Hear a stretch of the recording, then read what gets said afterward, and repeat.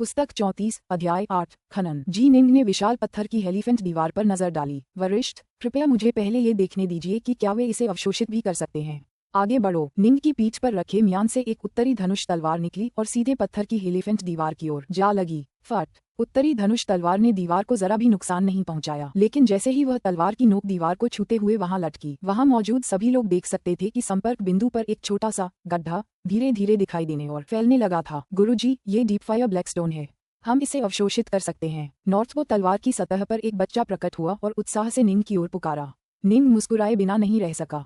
उसने अपना सिर हेगेमॉन वेल्किन की ओर घुमाया। शुक्रिया सीनियर, ये रहे आपके 100 कोल्ड फ्लेम कड़ाही फल। निंग ने 100 फलों से भरी एक जैड बोतल भेजी। हेगेमॉन वेल्किन ने इसे स्वीकार कर लिया, अपनी ईश्वर बुद्धि से इसका परीक्षण किया, फिर इसे स्वीकार कर लिया। तुम बस अपना समय गहरे आग वाले काले पत्थर को अवशोषित करने में लगा सकते हो।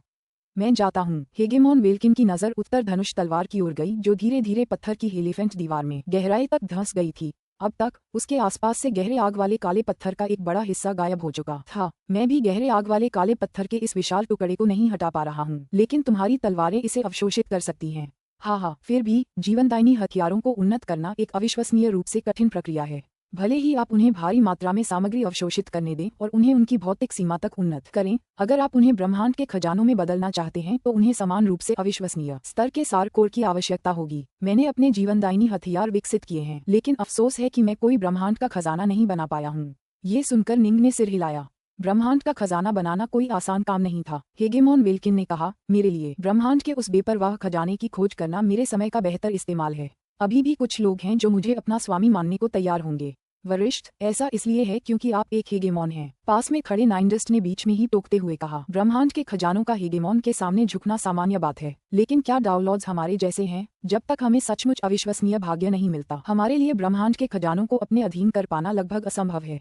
नाइनडस्ट एक अच्छा उदाहरण था। वह प्राचीनों का एक प्रतिष्ठित सदस्य था और स्टाफ आर्ट में निपुण था, जिसने प्राचीन जाति के उस पूर्वज हेगेमॉन की विरासत का अध्ययन किया था, लेकिन पूर्वज के ब्रह्मांडीय लॉन्गस्टाफ ने उसका अनुसरण करने से इनकार कर दिया था। ब्रह्मांड के खजानों की आयु अनंत होती है, जबकि डाउनलॉर्ड केवल 108,000 अराजकता चक्रों तक ही जीवित रहते हैं। हेगेमॉन वेल्किन ने आह भरी। अगर वे किसी डाउनलॉर्ड का अनुसरण करते हैं और वह डाउनलॉर्ड दावमज में असफल हो जाता है, तो उन्हें अंततः उससे अलग होने का दर्द सहना पड़ेगा। यही कारण है कि ब्रह्मांड के खजाने आमतौर पर केवल शाश्वत सम्राटों को ही चुनते हैं, जब तक कि कोई विशेष डाउनलॉर्ड उनके लिए बेहद आकर्षक न हो। ठीक है। निंग और नाइनडस्ट दोनों ने सिर हिलाया।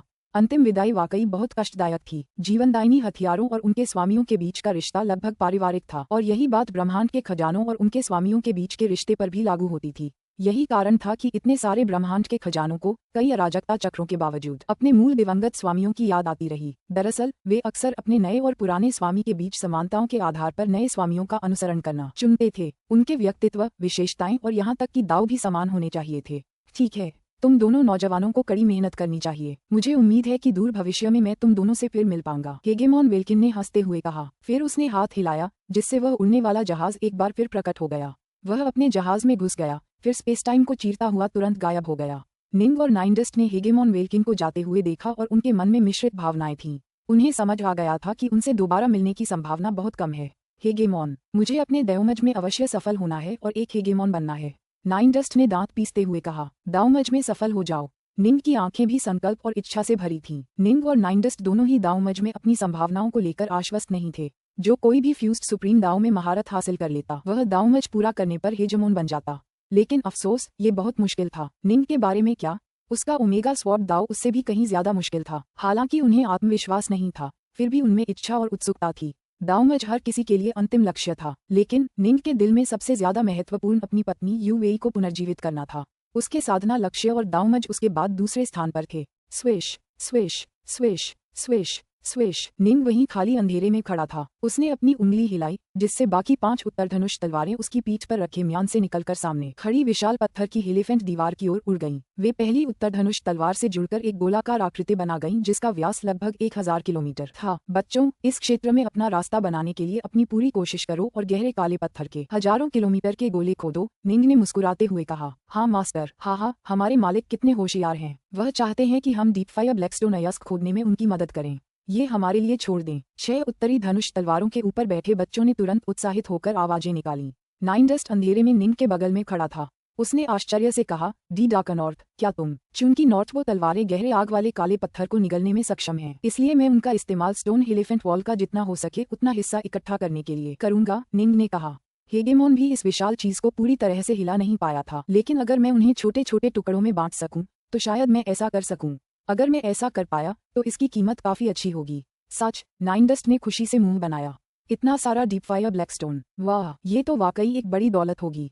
हाँ, मुझे लगता है हेगेमोन वेल्किन ने कभी सोचा भी नहीं होगा कि नॉर्थ वो तलवारों का इस्तेमाल स्टोन एलिफेंट वॉल को 2 हिस्सों में बांटने के लिए किया जा सकता है। अगर उसने सोचा होता तो वह ऐसे भागकर नहीं जाता। जितना तुम सोच रहे हो उतना नहीं है, निंग ने सिर हिलाया।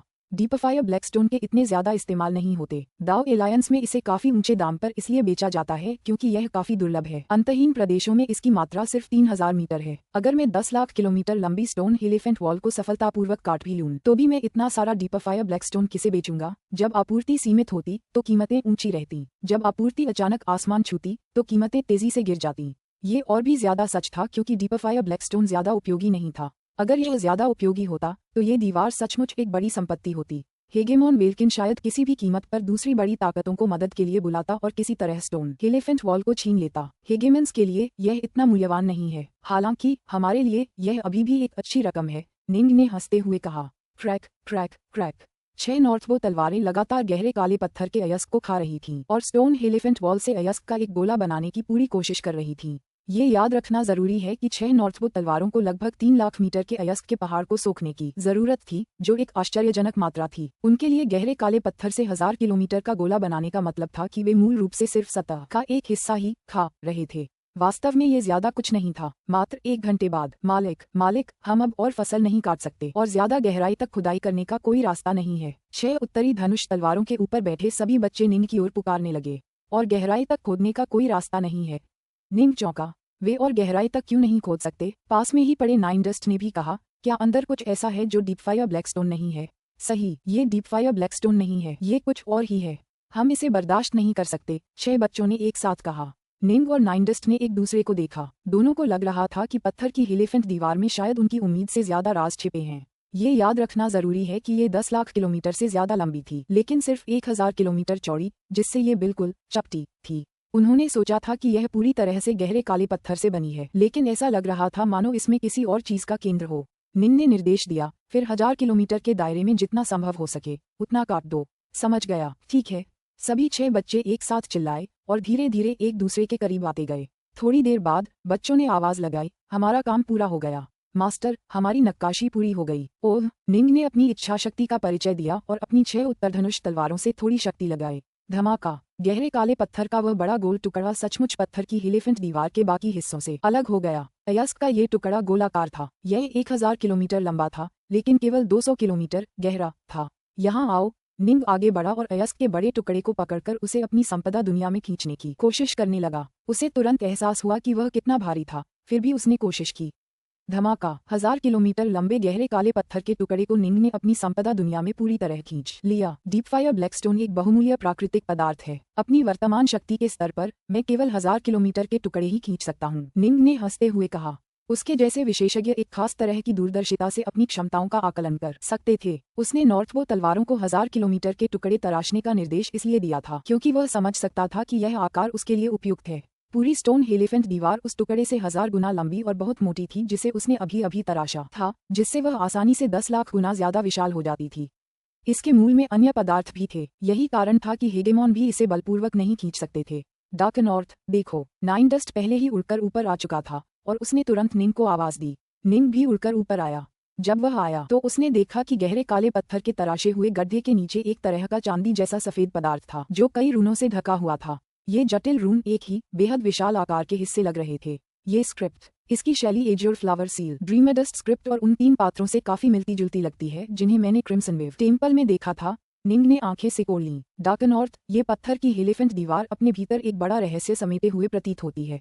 नाइनडस्ट भी उत्साहित था। पुस्तक 34, अध्याय 9, स्वर्गभंजक रोग। गहरे काले पत्थर को तराशने के बाद उसके नीचे एक अजीब चांदी सफेद पदार्थ प्रकट हुआ जिसकी उत्पत्ति अज्ञात थी। ये चांदी सफेद पदार्थ पूरी तरह से सीलबंद और निर्बाध था और उस पर लगे अनगिनत रूनों ने निंग और नाइनडस्ट को चिंता में डाल दिया। बिल्कुल भी रास्ता नहीं। निंग ने भौहें चढ़ाईं और अपनी इच्छाशक्ति प्रकट की। स्विश, ओमेगा स्वॉर्ड दाव ब्लड ड्रॉप का इस्तेमाल करते हुए एक धुंध रूपी तलवार निकली और चांदी सफेद पदार्थ से टकराई। खड़खड़ाहट, इस प्रहार की शक्ति से पूरी विशाल स्टोन एलिफेंट दीवार कांप उठी, लेकिन वह चांदी सफेद पदार्थ पर जरा भी निशान नहीं छोड़ पाए। नॉर्थबो तलवार ने चांदी सफेद पदार्थ के दूसरे हिस्सों पर लगातार हमले किए, लेकिन हर बार नाकाम रही। इसे तोड़ने का कोई तरीका नहीं है और न ही नॉर्थबो तलवार इसे अवशोषित कर सकती है।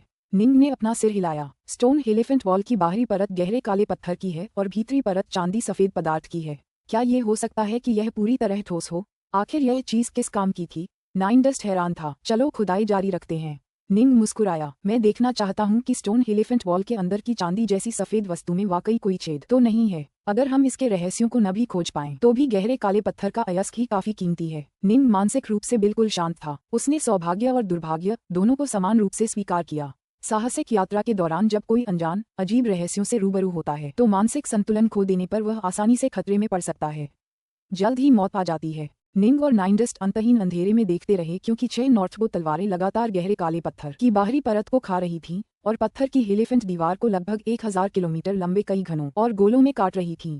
हर बार वे अयस्क की केवल एक पतली सतही परत ही खा पाते थे। ऐसा करके ही वे पूरी दीवार को पूरी तरह से खा पाते और उसे तराश पाते। समय बीतता गया। एक के बाद एक दिन निंग ने अपनी तलवारों से इकट्ठा किए गए गहरे काले पत्थर के हर एक टुकड़े को इकट्ठा किया, जिससे स्टोन एलिफेंट वॉल की बाहरी परत लगातार सिकुड़ती गई और अंदर का चांदी सफेद कोर और भी ज्यादा दिखाई देने लगा। जैसे जैसे समय बीतता गया, नॉर्थबो तलवारों ने अपनी खाने की गति और बढ़ानी शुरू कर दी। पलक झपकते ही 2 महीने बीत गए। अब तक पत्थर की एलिफेंट दीवार का आधा हिस्सा तराश कर बनाया जा चुका था। खनक, गहरे काले पत्थर का एक और विशाल टुकड़ा सामने आया। जल्दी उधर देखो, वहाँ एक प्रवेश द्वार है। नाइनडस्ट ने आश्चर्य से इशारा करते हुए कहा। प्रवेश द्वार। निंग की नजर भी तुरंत उस चांदी जैसे सफेद केंद्र पर पड़ी। पहले वह विशाल चांदी जैसे सफेद केंद्र पूरी तरह से बिना जोड़ वाला था, लेकिन अब उन्हें एक चौड़ा रास्ता दिखाई दिया जो लगभग 30 मीटर लंबा और 60 मीटर ऊंचा था। वहां पूरी तरह से अंधेरा था और हवा भी तेज थी, जिससे निंग और नाइनडस्ट अंदर क्या है ये देख नहीं पा रहे थे। क्या वाकई कोई प्रवेश द्वार है? निंग ने तुरंत उस गहरे काले पत्थर के टुकड़े के दूसरे सिरे की ओर देखा, जिसे उसने अभी अभी तराशा था। अयस्क के अंदर भी एक रास्ता था जो एक दरवाजे पर जाकर खत्म होता था। हालांकि बाहर से कुछ भी दिखाई नहीं देता था। निंग ने कहा, लगता है अंदर जाने का रास्ता यही है। हमें क्या करना चाहिए डार्कनॉर्थ? क्या हमें अंदर जाना चाहिए? नाइनडस्ट ने पूछा। कोई मूर्ख भी बता सकता है कि पत्थर की एलिफेंट दीवार कृत्रिम रूप से बनाई गई थी, वरना इसका प्रवेश द्वार इतना साफ सुथरा और सुडौल कैसे हो सकता था? हालांकि हेगेमॉन्स भी उस विशाल मात्रा में गहरे काले पत्थर का उत्पादन नहीं कर सके जिससे स्टोन एलिफेंट वॉल की सबसे बाहरी परत बनी थी। दोनों ही यह समझ सकते थे कि इसके भीतर छिपे रहस्य बेहद भयानक होंगे। यह इंजीनियरिंग की एक बहुत बड़ी उपलब्धि थी। कोई भी साधारण हेगेमॉन इस दीवार का निर्माण नहीं कर सकता था। निंग ने भौहें चढ़ाईं। जल्दबाजी न करें, ये कहीं नहीं जा रहा है और ऐसा लगता नहीं कि महाअंधकार में कोई और इस जगह पर यूं ही ठोकर खाएगा। मुझे गहरे आग वाले काले पत्थर की पूरी कटाई कर लेने दो, फिर हम फैसला करेंगे। ठीक है। नाइनडस्ट ने भी सिर हिलाया। नॉर्थबो तलवारें अयस्क को तेजी से निगल रही थीं। सिर्फ 1 महीने बाद स्टोन एलिफेंट वॉल को ढकने वाली डीपफायर ब्लैकस्टोन अयस्क की पूरी बाहरी परत 1000 किलोमीटर लंबे टुकड़ों में काटकर अलग कर दी गई थी। खनन पूरा हो गया। निंग मुस्कुराया। बच्चों, क्या तुमने पर्याप्त सीख लिया है? 6 उत्तरी धनुष वाली तलवारें, जिन पर 6 बच्चे बैठे थे, निंग की ओर उड़ी। लगभग भर गई हैं गुरुजी, मुझे बस थोड़ी और चाहिए। थोड़ा और मैं भर जाऊंगा। अब तक उत्तरी धनुष वाली तलवारों का रंग फिर से बदल गया था। अब वे लगभग काले रंग की लग रही थीं, बस उन पर सुनहरी और नीली रोशनी की हल्की सी चमक थी। ठीक है, पहले पेट भर खा लो।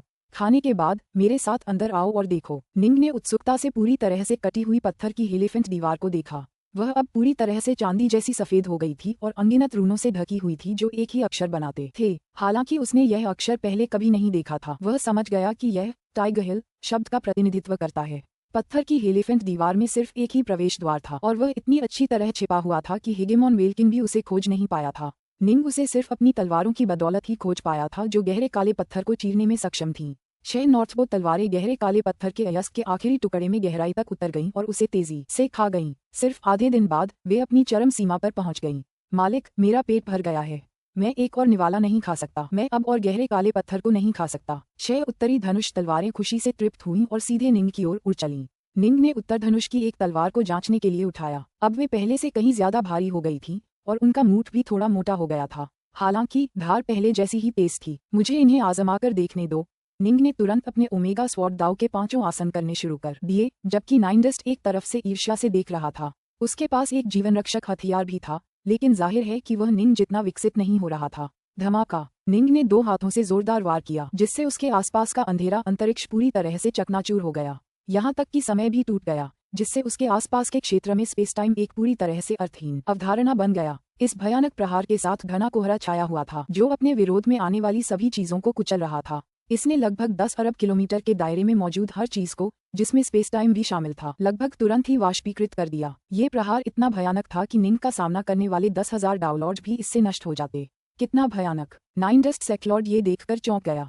ये प्रहार, वाइनसेज और उसका ब्रह्मांडीय खजाना भी बराबरी पर हैं। वाह! निंग ने अपनी तलवार कसते हुए खुशी से मुंह बनाया। यह वार निंग का अब तक का सबसे शक्तिशाली वार था। स्वर्ग तोड़ने वाला रुख। ये याद रखना जरूरी है कि पहले नॉर्थवो तलवारों ने ब्लड ड्रॉप मुद्रा को काफी हद तक बढ़ाया था, लेकिन फिर भी ब्लड ड्रॉप मुद्रा की असली ताकत हेवन ब्रेकर मुद्रा से कमतर थी। ब्लड ड्रॉप मुद्रा गति और भेदन शक्ति में माहिर थी, जबकि हेवन ब्रेकर मुद्रा पूरी तरह से प्रबल शक्ति पर निर्भर थी। निंग ने किंगफ्रीक को पूरी तरह से परास्त करने और उसे सचमुच पीट कर मार डालने के लिए हेवन ब्रेकर मुद्रा से लगातार वार किए थे। अब जबकि उसने अपनी हेवन ब्रेकर मुद्रा में हाथ स्वॉर्ड कला की शक्ति भर दी थी और अपनी नॉर्थबो तलवारों से भारी मात्रा में डीपफायर ब्लैकस्टोन सोख लिया था, उसकी हेवन ब्रेकर मुद्रा उसकी ब्लड ड्रॉप मुद्रा के बराबर थी। मूल शक्ति में ये प्रहार पवित्र नगरों के 8 स्वामियों के प्रहारों के बराबर था। यह निंग का अब तक का सबसे प्रभावशाली और विनाशकारी प्रहार था। यह जबरदस्त कुचलने वाली शक्ति का एहसास वाकई अद्भुत है। निंग बहुत खुश हुआ। चाहे उसके दुश्मन कितनी भी जटिल तकनीकें इस्तेमाल करें, वह उन्हें जबरदस्त ताकत से चकनाचूर कर देगा। वाइनसेज ने यही किया था और इसी तरह उसने बाकी सभी डाउनलॉड्स को अपने सामने सिर झुकाने पर मजबूर कर दिया था। निंग भी इस हद तक पराजित हो चुका था कि उसकी हिम्मत नहीं हुई कि वह उस आदमी से सीधे लड़े। डार्कनॉर्थ, आपकी जीवनदायी तलवारें उस गहरे अग्नि वाले ब्लैकस्टोन को निगलने के बाद काफी बेहतर हो गई हैं, नाइनडस्ट ने ईर्ष्या से कहा। हाँ, निंग ने तलवार के सपाट हिस्से पर धीरे से हाथ फेरा। इससे मेरी नॉर्थबो तलवारों को बहुत मदद मिली, लेकिन हाथस्वॉर्ड कला ने भी काफी मदद की। हाथस्वॉर्ड कला, वह तलवार कला जो सम्राट हाथस्वॉर्ड ने बनाई थी। नाइनडस्ट चौंक गया। हाँ, निंग ने सिर हिलाया। क्या तुमने सचमुच हाथस्वॉर्ड कला में प्रशिक्षण प्राप्त कर लिया है? मुझे पता ही नहीं था। क्या इसीलिए अब तुम्हारे वार तलवार के आकार की धुन से भरे हुए लगते हैं? मैंने इसके बारे में बहुत पहले सुना था, लेकिन मैंने इसे खुद कभी क्रिया में नहीं देखा। निंडस्ट सेक्लॉर्ड तुरंत इस बात से हैरान हो गया, क्योंकि हाथस्वॉर्ड कला अविश्वसनीय रूप से प्रसिद्ध थी। दुर्भाग्य से बहुत कम लोग इसमें किसी भी स्तर का कौशल हासिल कर पाए थे। अब तक निंग को एक भी ऐसा डाउनलॉड नहीं मिला था जो हाथस्वॉर्ड कला का उपयोग करने में सक्षम हो। कोई आश्चर्य नहीं कि तुम इतने मजबूत हो, डार्कनॉर्थ। उफ, मुझे और मेहनत करनी होगी। मैं तुम्हें मुझसे ज्यादा आगे नहीं बढ़ने दे सकता। नाइनडस्ट के अंदर एक प्रबल प्रतिस्पर्धी इच्छा भर गई। निंग आगे बढ़ा और गहरे काले पत्थर के बचे हुए आखिरी टुकड़े को उठाकर अपनी संपत्ति की दुनिया में डाल दिया। चलो चलें। स्टोन एलिफेंट वॉल के अंदर जाने और ये देखने का समय आ गया है कि उसके अंदर क्या है। हाँ, चलो अंदर चलते हैं। नाइनडस्ट ने भी दूर के गलियारे की ओर देखा। उसकी आंखें उत्सुकता से चमक रही थीं। इसमें जरूर कुछ अविश्वसनीय रहस्य छिपे हैं। शायद मुझे कोई ऐसा ब्रह्मांडीय खजाना मिल जाए जो मुझे अपना स्वामी मान ले। हाँ, मेरे पास रक्षा के लिए मेरा अजेय जलरूप और आक्रमण के लिए एक ब्रह्मांडीय खजाना होगा। मैं शायद तुमसे भी ज्यादा शक्तिशाली होऊंगा, डार्कनॉर्थ। अगर वाकई ब्रह्मांड में कोई खजाना है तो मुझे भी एक खजाना जरूर दिलाना, निंग ने नाइनडस्ट के साथ आगे बढ़ते हुए कहा। हंसते मुस्कुराते हुए दोनों प्रवेश द्वार के और करीब आते गए। अंदर जाकर उनके चेहरे धीरे धीरे गंभीर हो गए। निंग ने 3 सिर और 6 भुजाएं दिखाईं और सभी 6 उत्तरधनुष तलवारें तैयार रखीं, जबकि निंडस्ट सेक्लॉर्ड अपनी लंबी छड़ी हाथ में लिए सावधानी से आगे बढ़ा। मैं आगे का रास्ता देखूंगा, नाइनडस्ट ने कहा। ठीक है, निंग ने सिर हिलाया। निंडस्ट का अजेय जलरूप उसे जीवित रखने में निंग के वर्तमान रूप से कहीं बेहतर था। पुस्तक 34, अध्याय 10, टाइगर हिल। दोनों एक साथ आगे की ओर उड़कर प्रवेश मार्ग में पहुंचे। चांदी जैसे सफेद मार्ग की दीवारें रहस्यमयी रूनों से सजी थीं। नाइनडस्ट ने उन पर नजर डाली और कहा, ये अवरोध निर्माण रून होने चाहिए। एक अदृश्य ऊर्जा क्षेत्र पत्थर की एलिफेंट दीवार के केंद्र की रक्षा कर रहा है, जी निंग ने गंभीरता से कहा। मैं एक अदृश्य सर्वव्यापी दबाव महसूस कर सकती हूँ। यहाँ तक कि मेरी ईश्वर इंद्रियां भी इससे प्रभावित होकर निष्क्रिय हो गई हैं। वही नाइनडस्ट भी और ज्यादा सतर्क हो गया। दोनों बड़ी सावधानी से आगे बढ़े, पल भर में अपनी शक्ति का प्रदर्शन करने के लिए तैयार। लगभग 3 किलोमीटर तक इस मार्ग पर चलने के बाद वे सड़क पर एक दोराहे पर पहुंचे। चलो इसे चुनते हैं, नाइनडस्ट ने कहा। ठीक है, चाहे कुछ भी हो, हम दोनों को साथ रहना होगा। उन्हें हमें अलग अलग चुनने का कोई मौका मत देना। निंग का चेहरा और भी गंभीर होता गया। जब उसने दीवारों पर उन रूनों को देखा तो उसे समझ आ गया कि इन बाधाओं में वाकई अविश्वसनीय शक्ति है। वहां देखो। कुछ देर बाद नाइनडस्ट ने आगे एक कोने से उत्साह से पुकारा और अपने सामने किसी चीज की ओर इशारा किया। निंग जल्दी से आगे बढ़ा तो उसने चांदी जैसी सफेद दीवारों में एक खुला घाव देखा, जिससे भयानक शक्ति का आभास निकल रहा था। क्या बात है? निंग और नाइनडस्ट दोनों ध्यान से निरीक्षण करने के लिए पास आए। वाह! नाइनडस्ट ने घूर कर देखा। ये कैसे संभव है? पूरा मार्ग इसी चांदी जैसे सफेद पदार्थ से बना है। मैं पूरी ताकत से वार करके भी इसे खरोंच नहीं सकता। क्या इसे इस तरह पूरी तरह से फाड़ा जा सकता था? निंग आगे मार्ग की दीवारों पर उभरे हुए दांतेदार घावों को घूर रहा था। कुल 5 घाव थे और मार्ग के अंदर के सभी रूम पूरी तरह से नष्ट हो गए थे। हर एक दरार 300 मीटर से ज्यादा लंबी और 30 मीटर से ज्यादा गहरी थी, जिसने गलियारे की दीवारों पर बनी संरचनाओं और लिपि को पूरी तरह से नष्ट कर दिया था। दरअसल दीवारों पर कुछ चांदी जैसा सफेद मलबा भी बिखरा हुआ था। वे 5 आंसू ऐसे लग रहे हैं जैसे किसी ने अपने हाथ से बनाए हों। नाइनडस्ट के चेहरे पर अविश्वास के भाव थे। उसका हाथ। निंग खुद को रोक नहीं पाया और बोला, मुझे फिर से कोशिश करने दो। शायद यहाँ का चांदी जैसा सफेद पदार्थ कहीं और से कमजोर है। निंग ने बोलते हुए इस जगह पर होने वाले किसी भी कंपन को रोकने के लिए एक अवरोध खड़ा कर दिया। फिर अपनी 5 उत्तरी धनुष तलवारें हटा दी। उसने बची हुई एकमात्र उत्तरी धनुष तलवार को अपने 6 हाथों से पकड़ लिया। फिर अपनी ओमेगा स्वॉर्ड दाव हेवन ब्रेकर से वार किया और उसे सीधे जमीन पर पड़े एक हथेली के आकार के चांदी जैसे सफेद टुकड़े पर मारा। धमाका। शक्ति का एक असीम क्रूर विस्फोट उसकी तलवार के साथ चांदी जैसे सफेद मलबे पर टूट पड़ा, जिससे वह जमीन से उड़कर सीधे पास की दीवारों से टकरा गया। निंग ने हाथ हिलाकर उछलते हुए मलबे के टुकड़े को पकड़ लिया। बिल्कुल भी क्षतिग्रस्त नहीं। निंग मलबे के चिकने टुकड़े को घूर रहा था। बस किनारों पर ही नुकसान दिखाई दे रहा था, जो उस अज्ञात महाशक्ति द्वारा दीवारों से उखाड़े जाने के बाद हुआ था। पवित्र नगरों के 8 स्वामी मुझसे थोड़े ज्यादा ताकतवर हो सकते हैं, लेकिन ये तो बिल्कुल अलग स्तर का मामला है। निंग ने मलबे के टुकड़े को ध्यान से देखा। लगता है किसी हेगेमॉन जितना ही ताकतवर व्यक्ति ने यहाँ नुकसान पहुंचाया है। ठीक है, नाइनडस्ट इस आकलन से सहमत था। हेगेमॉन उनसे कहीं ज्यादा शक्तिशाली थे। उनकी शाश्वत दिव्य शक्ति और उनके दाव सभी कहीं ज्यादा श्रेष्ठ थे, और उनके पास आमतौर पर ब्रह्मांड के खजाने मौजूद थे। इस सुरंग के सभी रनवे और अवरोध नष्ट हो गए हैं। आओ खोज जारी रखें, निंग ने कहा। मलबे को बर्बाद नहीं होने देना चाहिए। हो सकता है ये काम आ जाए। नाइनडस्ट ने हाथ हिलाकर जमीन पर पड़े चांदी जैसे सफेद मलबे के टुकड़ों को इकट्ठा किया। वे गलियारे से आगे बढ़ते रहे। निंग और नाइनडस्ट को जल्द ही एक और हॉल दिखाई दिया, जिसमें एक अजीबोगरीब बलि वेदी थी, लेकिन वेदी के ऊपर भी भयानक पंजों के निशान दिखाई दिए। पूरी वेदी फटी हुई थी। उन्होंने एक गोल आग जैसे लाल रंग का स्तंभ भी देखा, जो अनगिनत रूनों से ढका हुआ था। जाहिर है ये किसी शक्तिशाली और रहस्यमयी संरचना का हिस्सा थे, लेकिन अफसोस स्तंभ को भी पंजों से चीरकर खोल दिया गया था। यहाँ जरूर कोई युद्ध हुआ था, नाइनडस्ट चलते हुए बोला। किसी अज्ञात महाशक्ति ने ये सारा विनाश किया, यहाँ की कई संरचनाओं को तहस नहस कर दिया। स्टोन एलिफेंट वॉल का प्रभारी व्यक्ति जवाबी कार्रवाई करने में पूरी तरह असमर्थ था। लेकिन ऐसा क्यों है कि हमें कोई लाश दिखाई नहीं दे रही है? आगे देखो, निंग ने उनके सामने वाले रास्ते की ओर इशारा किया। वहां एकदम खाली जगह थी। क्या हम अंत तक पहुंच गए हैं? निंग और नाइनडस्ट जल्दी से उस द्वार तक पहुंचे, फिर शून्य में देखने लगे। विशाल शून्य एक धुंधली हल्की नीली धुंध से भरा हुआ था, जिसने 100 अरब किलोमीटर से भी ज्यादा के क्षेत्र को ढक रखा था। इस विशाल शून्य के ठीक केंद्र में एक चमकदार ग्रह था, जिसका व्यास अरबों किलोमीटर था। नाइनडस्ट, क्या तुम भी वही सोच रहे हो जो मैं सोच रहा हूँ? निंग ने पूछा। तो आप भी इस बारे में सोच रहे हैं? नाइनडस्ट हंसा। ठीक है, निंग ने सिर हिलाया।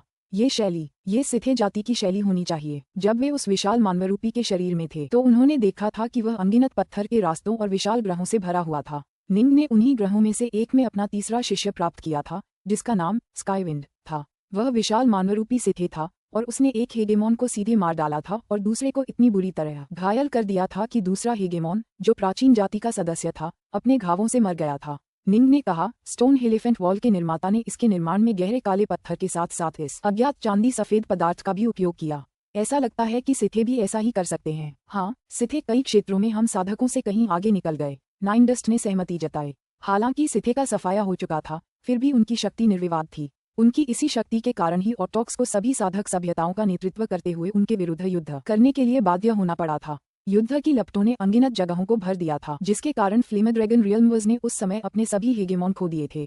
कोई केवल कल्पना ही कर सकता है कि वो युद्ध कितना भयावह रहा होगा, ये देखते हुए कि यह महाअंधकार में कैसे तैर रहा था। मेरा अनुमान है कि पत्थर की एलिफेंट दीवार डॉन युद्ध से पीछे छूट गई होगी, नाइनडस्ट ने कहा।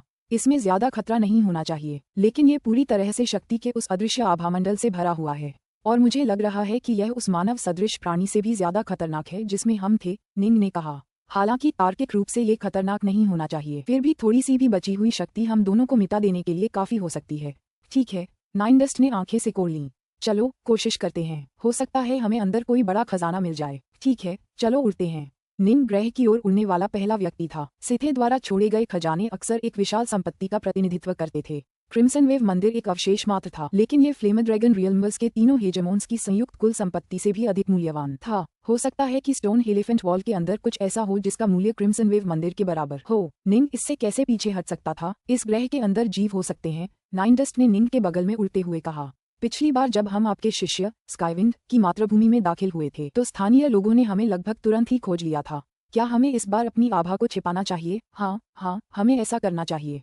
चलो हम दूसरे चरण के डाउनलोड्स होने का नाटक करते हैं, निंग ने कहा। सहमत। नाइनडस्ट इस विचार से सहमत था। बदलो। नाइनडस्ट और निंग ने वितालिस कला के माध्यम से तुरंत अपनी आभा बदल दी। यह उनकी ज्ञात सबसे दुर्जेय छिपाने की तकनीक थी जो उनकी सच्ची आत्मा की आभा को भी बदलने में सक्षम थी। निंग उस आभा का अनुकरण कर रहा था जो डाउनलोड पिलसेंट के पास तब थी जब वह द्वितीय चरण का डाउनलोड था, जबकि नाइनडस्ट ने भी यही काम एक अलग डाउनलोड के लिए किया था जिसे वह जानता था। यह अनुकरण तभी प्रभावी था जब इसका उपयोग किसी ऐसे व्यक्ति का अनुकरण करने के लिए किया जाता था जिसे आप वास्तव में जानते थे। अपनी आभा को छिपाने के बाद दोनों जल्दी से ग्रह के बाहर के क्षेत्र में पहुंच गए। शक्ति का वह अदृश्य आभा मंडल और भी मजबूत होता जा रहा है। निंग और नाइनडस्ट ने एक दूसरे को देखा।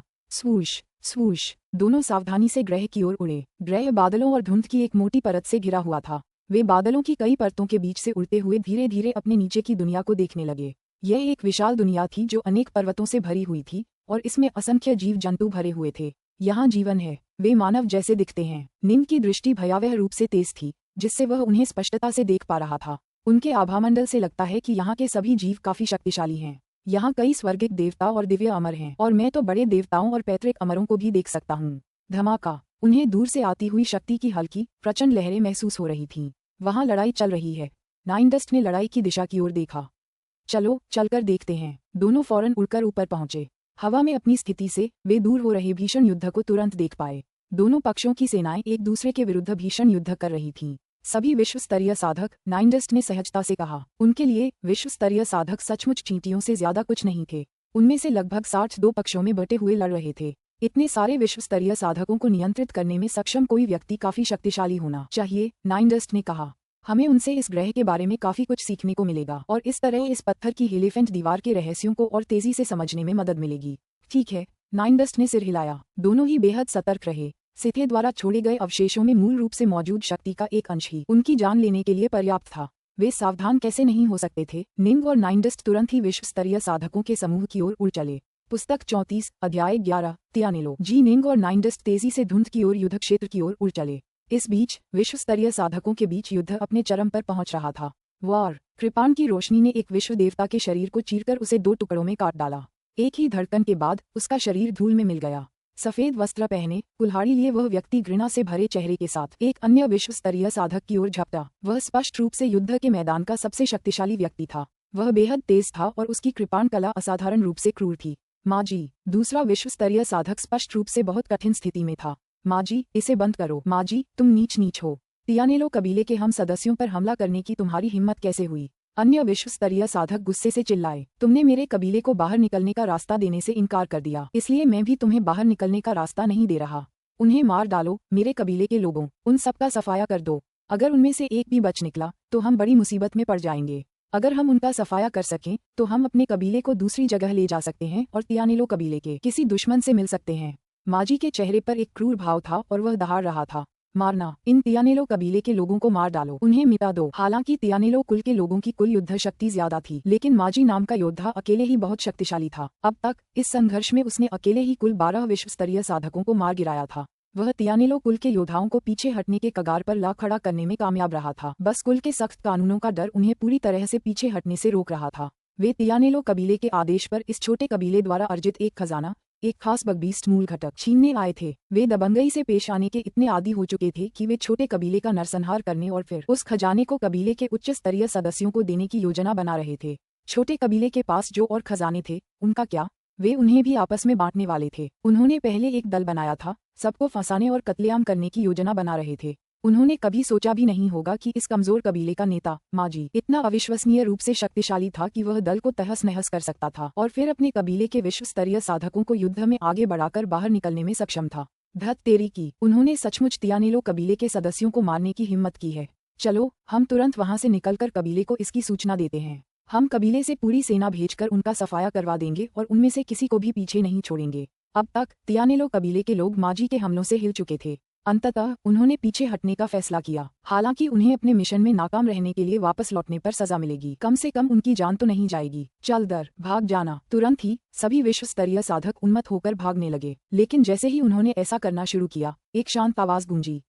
इतनी जल्दी मत करो, भागो। भागते हुए सभी विश्व स्तरीय साधकों ने महसूस किया कि उनके शरीर नरम पड़ गए हैं। उनकी गति नाटकीय रूप से धीमी होने लगी, फिर पूरी तरह रुक गई और फिर वे धीरे धीरे पीछे की ओर उड़ने लगे। ठीक इसी समय आकाश से दो आकृतियां उतरी। एक चांदी के वस्त्र पहने एक पुरुष था और दूसरा सफेद वस्त्र पहने एक युवक था जिसकी पीठ पर तलवार की म्यान थी। दाव लॉर्ड माजी के नेतृत्व में विश्व स्तरीय साधक सभी फीके पड़ गए। विश्व स्तरीय साधकों और दाव लॉर्ड्स के बीच शक्ति का अंतर बहुत बड़ा था।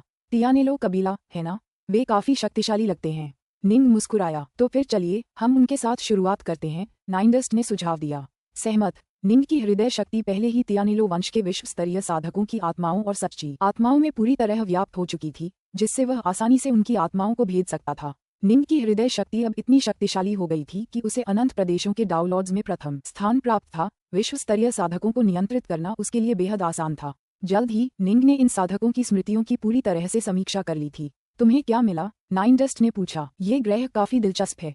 निंग मुस्कुराया। निंडस्ट से बात करते हुए उसने उनकी आवाजें बंद कर दी ताकि उन दोनों के अलावा कोई कुछ न सुन सके। दिलचस्प? नाइनडस्ट हैरान था। निंग ने कहा, यह ग्रह बहुत ही असाधारण है। यह उस दूसरे ग्रह से कहीं ज्यादा शक्तिशाली है जहां हम गए थे, जो स्काईविंड का ग्रह स्थान है। यहाँ के सभी साधक कुलों में बटे हुए हैं और रक्तवंश उनकी स्थिति निर्धारित करते हैं। ये कुल महान कुलों, मानक कुलों और छोटे कुलों में विभाजित हैं। छोटे कुल सबसे कमजोर होते हैं, जबकि मानक कुलों में आमतौर पर एक दाव लॉर्ड और कई गोलेम पहरा देते हैं। जहां तक महान कुलों की बात है, उनमें से प्रत्येक की रक्षा के लिए कम से कम एक शाही गोलेम होता है। माना जाता है कि इस ग्रह में 9 महान कुल, 21 मानक कुल और अनगिनत निम्न कुल हैं। निंग ने समझाया। विश्व स्तरीय साधकों की स्मृतियों को खंगालकर उसने यही सीखा था। विभिन्न कुलों की शक्ति में बहुत अंतर हो सकता है। एक महान कुल अपनी पूरी शक्ति के एक अंश से ही किसी मानक कुल को आसानी से मिटा सकता है, जबकि मानक कुल निम्न कुलों का भी यही हाल कर सकते हैं। निम्न कुलों को निम्न जाति का, लगभग अमानवीय माना जाता है। नाइनडस्ट चौंका। तो इस ग्रह पर कितने डाउ लॉर्ड रहते हैं? कम से कम 30 से ज्यादा, निंग ने कहा। शायद 60, शायद 80। इन विश्व स्तरीय साधकों को तो कुछ पता ही नहीं। वाह, नाइनडस्ट हैरान था। एक ही ग्रह हर पीढ़ी में दर्जनों डाउ लॉर्ड्स को जन्म दे सकता है। यह एक भयावह अवधारणा थी। निंग ने कहा, तियानेलो कबीला एक मानक कबीला है और इसकी रक्षा एक ही डाउ लॉर्ड करता है। तो चलिए शुरुआत उन्हीं से करते हैं। ठीक है, नाइनडस्ट ने सिर हिलाया। अब तुम मर सकते हो। निंग ने अपनी नजरें सुस्त आंखों वाले विश्व स्तरीय साधकों की ओर घुमाईं। तुरंत उनकी आंखें पूरी तरह बेजान हो गईं और वे जमीन पर गिर पड़े। उसने केवल एक विश्व स्तरीय साधक को जीवित छोड़ा, जिससे टोंकी नामक व्यक्ति को भी अपनी मानसिक स्पष्टता वापस मिल गई। अभी क्या हुआ? क्या हो रहा है? टोंकी घबराकर आसपास के इलाके को घूर रहा था। बाकी सब अचानक कैसे मर गए? वापस जाओ और तियानेलो से कहो, निंग चिल्लाया, कि मैंने डार्कनॉर्थ ने इन विश्व देवताओं को मार डाला। अब बस करो। जब निंग ने उनकी यादों को खंगाला तो उसे पता चला कि वे सब तियानेलो के गुर्गे थे और इतने दुष्ट थे कि सिर्फ लालच के लिए छोटे कुलों का भी सफाया कर देते थे। नैतिक रूप से टोंकी बाकियों से थोड़ा बेहतर था, फिर भी निंग ने उसे सिर्फ इसलिए छोड़ दिया क्योंकि उसे अपने लिए संदेश भेजने वाले की जरूरत थी, वरना वह टोंकी को भी मार डालता। तुमने उन्हें मार डाला? टोंकी ने डर से निंग को देखा। मैंने कहा, मारो इसे। निंग ने अपनी हत्या की मंशा का संकेत दिया। झटपट भयभीत टोंकी तुरंत दूर भाग गया। माजी और उसके कबीले के लोग ये सब देखकर स्तब्ध रह गए। निंग और नाइनडस्ट की शक्ति से पूरी तरह स्तब्ध। उन्हें और भी ज्यादा हैरानी निंग की कही बात से हुई। वापस जाओ और तियानेलो से कहो कि मैंने डार्कनॉर्थ ने इन विश्व देवताओं को मार डाला है। अब बस करो। ये साफ तौर पर तियानेलो के लिए एक सीधी चुनौती थी। तियानेलो कबीले के नेता का नाम तियानेलो था और 9 महान कुलों के साथ उसके बहुत अच्छे संबंध थे। वह इस दुनिया के उच्च स्तरीय सदस्यों में से एक था। उसके साथ व्यवहार करना आसान नहीं था। वरिष्ठ माजी ने अपने डर और घबराहट को दबाते हुए कहा। उसके पीछे खड़े सभी विश्वस्तरीय साधकों के चेहरों पर घबराहट के भाव थे। क्या अब तुम डर गए हो? निंग के चेहरे पर हल्की सी मुस्कान थी। माजी ने जल्दी से कहा, जब उन्होंने हमें मारने की कोशिश की तो हमारा उनसे लड़ना कोई मामूली बात नहीं थी। महान तियानेलो हम जैसे तुच्छ लोगों के खिलाफ कार्रवाई करने की कभी हिम्मत नहीं करेगा। अगर हम तियानेलो कबीले के किसी दुश्मन से जा मिलें तो हमें बचने का मौका मिल सकता है, लेकिन ऐसा करके वरिष्ठों, आपने उसका पूरा अपमान किया है। जब तक वह इस मामले को सुलझा नहीं लेता वह चैन से नहीं बैठेगा और उसका गुस्सा हम पर भी फूटेगा। लोग अपनी प्रतिष्ठा के लिए जीते हैं। इस ग्रह पर केवल कुछ दर्जन डाउलॉर्ड्स थे जो उन्हें महान व्यक्ति बनाते थे।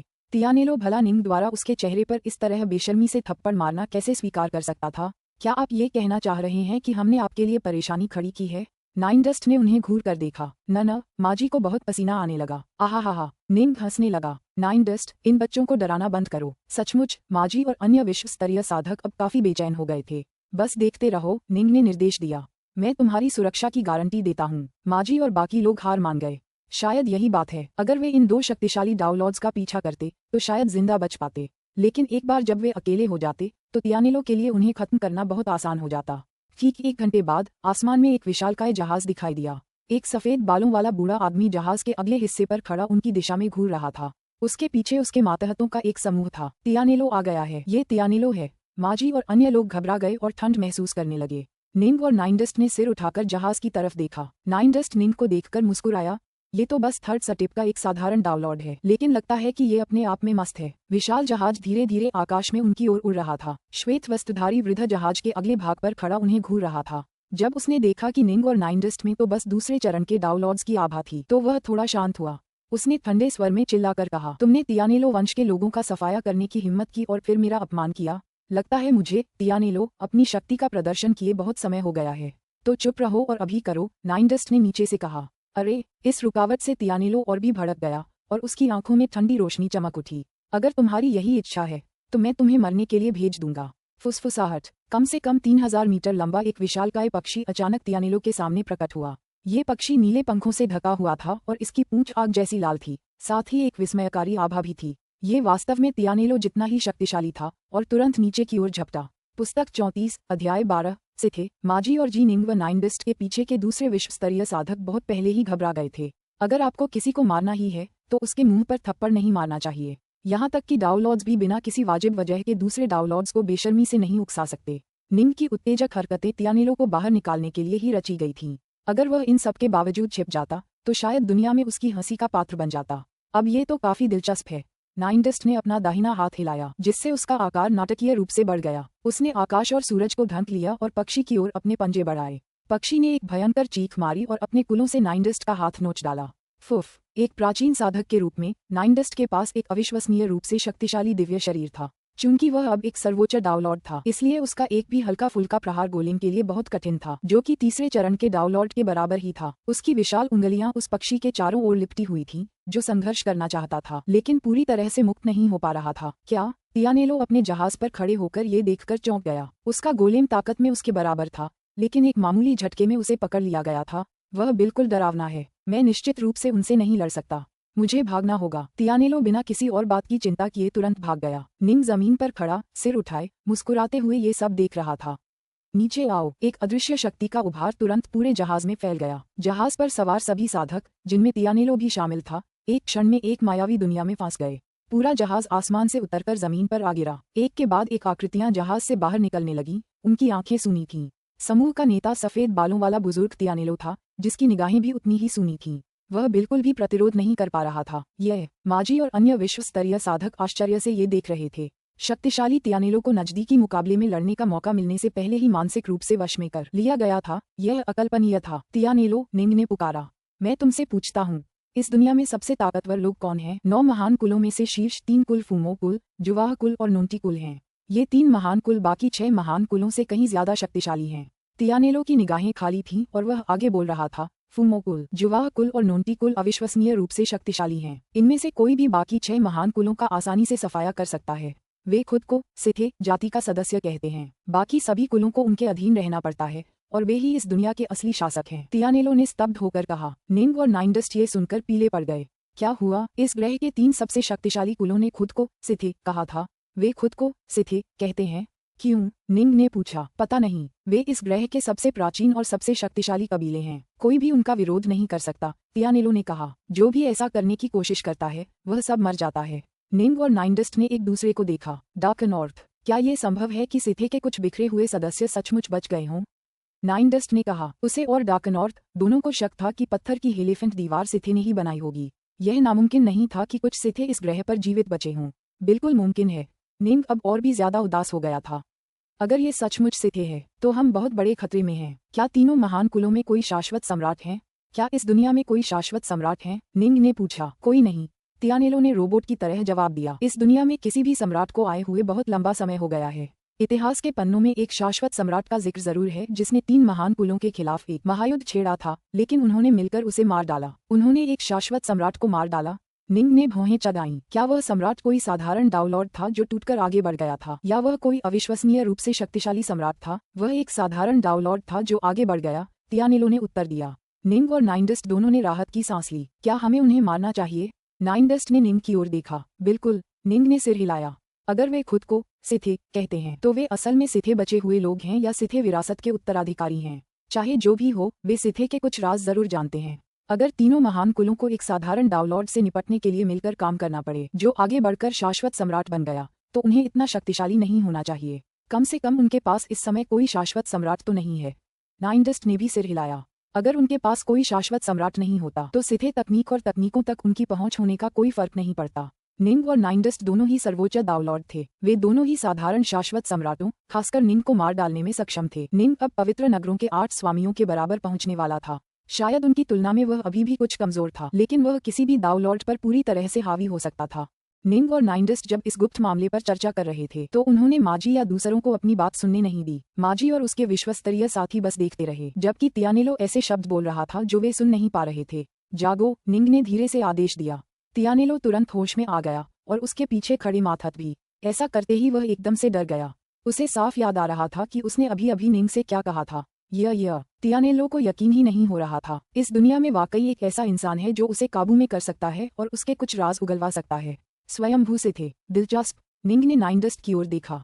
चलो करते हैं, पहले आप। नाइनडस्ट मुस्कुराया। तीनों बड़े कुलों की ताकत की एक सीमा थी। उनका एक भी सम्राट नहीं था, हालांकि वे खुद को सिथे होने का दावा जरूर करते थे, जिसका मतलब था कि सिथे के कुछ रहस्यों पर उनका कब्जा जरूर था। ये देखते हुए कि यह इतना खतरनाक नहीं होना चाहिए था, निंग और नाइनडस्ट यूं ही कैसे चले जा सकते थे। हृदय जगत, उतर आओ। निंग ने तुरंत अपना हृदय जगत प्रक्षेपण प्रकट किया। विशाल हृदयलोक का प्रक्षेपण टूटकर नीचे गिर पड़ा, जिससे इस पूरे ग्रह का हर एक इंच भर गया। दबाव की इस शक्तिशाली भावना ने ग्रह के सभी अनगिनत जीवों में दहशत पैदा कर दी। लेकिन जाहिर है निंग ने इसका इस्तेमाल उन कमजोरों पर हमला करने के लिए नहीं किया। क्या चल रहा है? मुझे ऐसा क्यों लग रहा है जैसे एक भ्रामक दुनिया हम पर टूट पड़ी है। अनगिनत जीवित प्राणियों ने अपने सिर ऊपर उठाकर ऊपर की ओर देखा। यह अवश्य ही हार्टफोर्स कल्टीवेटर का हार्टविल्ट प्रक्षेपण होगा। हमारे ग्रह पर हार्टविल्ट कल्टीवेटर को प्रकट हुए बहुत समय हो गया है। क्या कोई नया कल्टीवेटर आ गया है? ये हृदयलोक प्रक्षेपण बहुत शक्तिशाली है। मुझे भी डर लग रहा है। अगर इसकी थोड़ी सी भी शक्ति निकल जाए तो ये हम दोनों को आसानी से मार सकता है। डाउलॉर्ड्स के एक नर और मादा जोड़े ने सिर उठाकर आसमान की ओर देखा। उनके चेहरों पर सदमे के भाव थे। कौन है भाई? कौन इस तरह के अहंकार के साथ कार्य करने की हिम्मत करता है? मेरे नॉन्टी कबीले को दबाने के लिए हृदय विश्व प्रक्षेपण का उपयोग करता है। एक सुंदर सुनहरे महल से एक भयंकर गर्जना गूंजी। इस पूरे ग्रह पर 3 महान कुलों से लेकर अनगिनत साधारण जीवों तक सभी ने अपने सिर ऊपर उठाकर उस अद्भुत हृदयलोक प्रक्षेपण को देखा। कुछ ही देर बाद हृदयलोक प्रक्षेपण में एक श्वेत वस्त्रधारी युवक की छवि प्रकट हुई, जिसकी पीठ पर तलवार थी। वह आकार में अत्यंत विशाल था और उसने विशाल पृथ्वी को घूरा, मानो उसकी निगाहें उसके हर इंच को भर रही हों। मैंने सुना है कि फूमो कबीला, जुवाह कबीला और नोंटी कबीला इस दुनिया के 3 सबसे शक्तिशाली महान कबीले हैं और उन्होंने इसे अपने शासन में एकीकृत कर लिया है। लेकिन मैं चाहे कितनी भी कोशिश कर लूं, मुझे इन 3 महान कबीलों में कुछ खास प्रभावशाली नहीं दिख रहा। मैं तो इन्हें मिटा देने की सोच रहा था, लेकिन उनके डाउनलॉर्ड इतने कमजोर हैं कि मैं ऐसा करने की भी जहमत नहीं उठा सकता। ध्यान से सुनो, मैं तुम्हारे तीनों कुलों का सफाया करने की परवाह नहीं कर सकता, लेकिन आज से तुम्हें मेरी आज्ञा माननी होगी। अगर तुम ऐसा करोगे तो मैं तुम्हें जिंदा छोड़ दूंगा, वरना हम धृष्टता वह मौत को दावत दे रहा है। यह मूर्ख आखिर आया कहाँ से? 3 बड़े कुलों से 3 क्रोधित दहाड़ें गूंजी, जिससे पूरा ग्रह हिल गया। फूमो, जुवाह और नोंटी कुलों के नेता पूरी तरह से क्रोधित थे। उन्होंने अनगिनत वर्षों तक इस ग्रह पर राज किया था। किसी की भी उन्हें चुनौती देने की हिम्मत नहीं थी, लेकिन ये रहस्यमय हृदय बल साधक बहुत ही अहंकारी हो रहा था। हाँ, तुम काफी साहसी लग रहे हो। मैं डार्क नॉर्थ क्रिंसोआ पर्वत पर तुम्हारा इंतजार कर रहा हूँ। अगर तुम अपनी मौत के मुंह में जाने पर अड़े हो तो बेझिझक मुझे यहाँ ढूंढने आ सकते हो। हृदयलोक के प्रक्षेपण में छिपे हुए सफेद वस्त्रधारी युवक ने नीचे तीनों महान कुलों को देखा। लेकिन मेरा सुझाव है कि तुम न आओ। अगर तुम आए तो बस अपनी जान गंवा रहे हो, क्योंकि तुम सब वाकई बहुत कमजोर हो। आहा आहा आहा हा हा हा। निंग की हंसी इस धरती के हर कोने में गूंज उठी। क्रेनसोआ पर्वत के आधार पर स्थित जंगल, माजी और अन्य विश्व स्तरीय साधक निंग और नाइनडस्ट को पूरी तरह से हतप्रभ होकर देख रहे थे। तियानेलो और उसके पीछे के विश्व स्तरीय साधक भी हतप्रभ थे। उन सभी ने उस हृदयलोक प्रक्षेपण को देखा था और निंग के उकसावे सुने थे। वह वास्तव में 3 महान कुलों को चुनौती दे रहा है।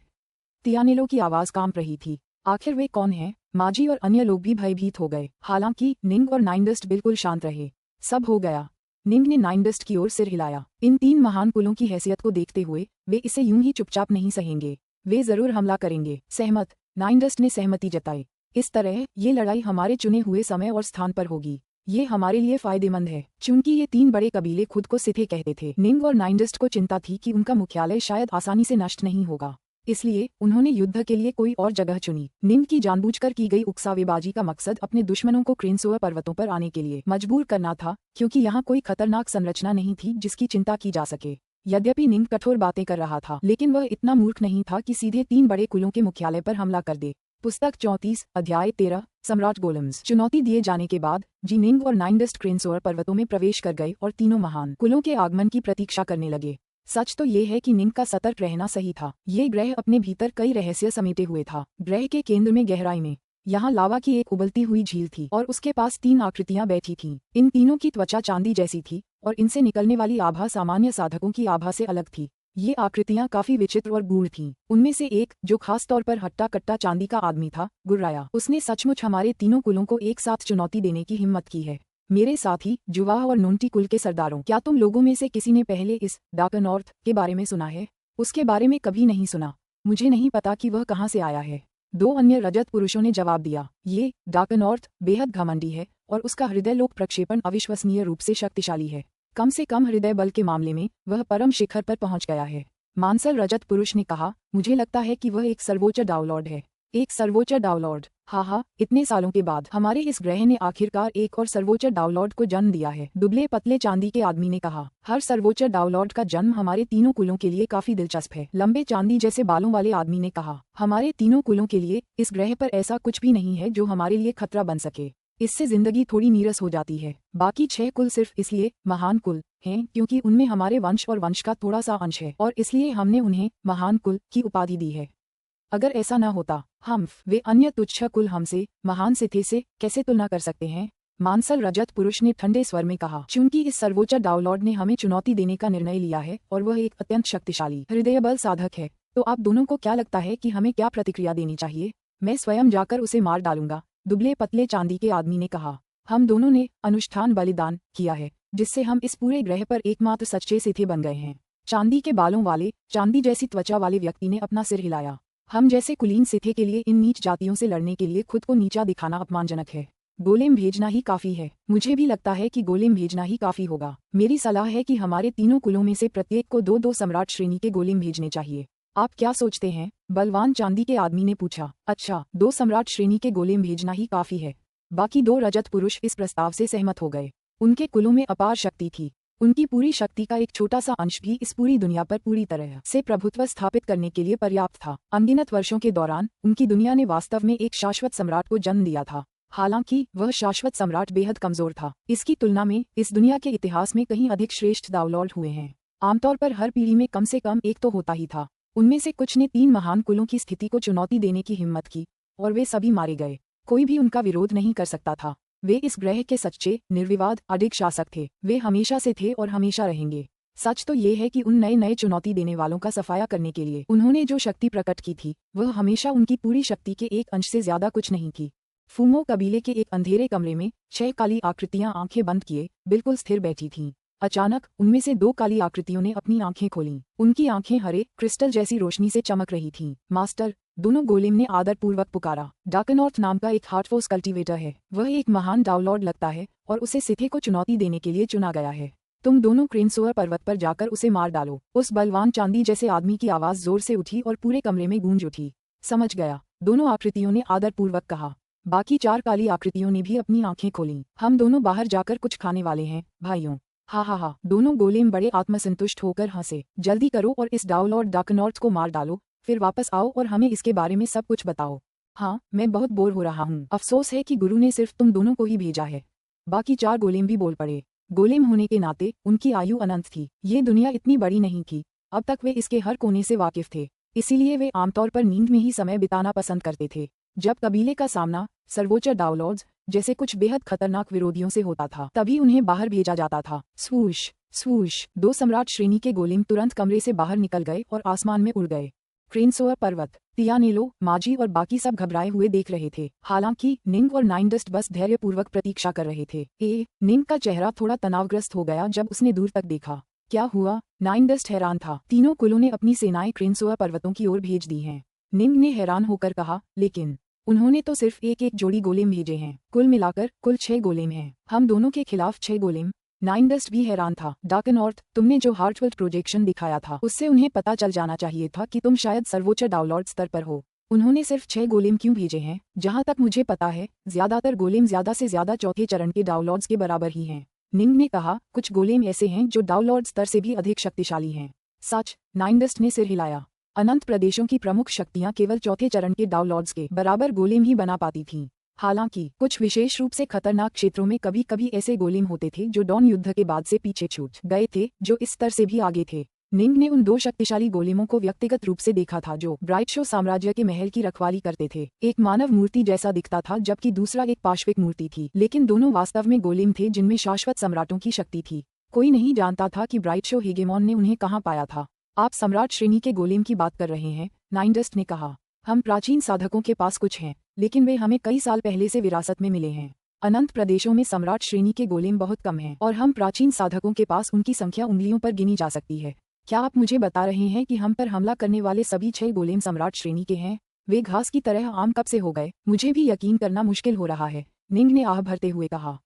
सम्राट श्रेणी के गोलेम, वे केवल डॉन वॉर जैसे बेहद खतरनाक इलाकों में ही पाए जा सकते थे। वे बेहद दुर्लभ थे, लेकिन अब एक ही समय में 6 गोलेम प्रकट हो गए थे। लेकिन अगर वे सम्राट श्रेणी के नहीं हैं, तो 3 बड़े कुलों ने उनमें से सिर्फ 6 को हमारे खिलाफ भेजने की हिम्मत कैसे की? निंग ने सिर हिलाया। उन्हें पता होना चाहिए कि मेरे पास एक सर्वोच्च दाउलॉर्ड की शक्ति है। मेरे खिलाफ दाउलॉर्ड श्रेणी के गोलेम भेजना मुझे खजाने का तोहफा देने के बराबर है।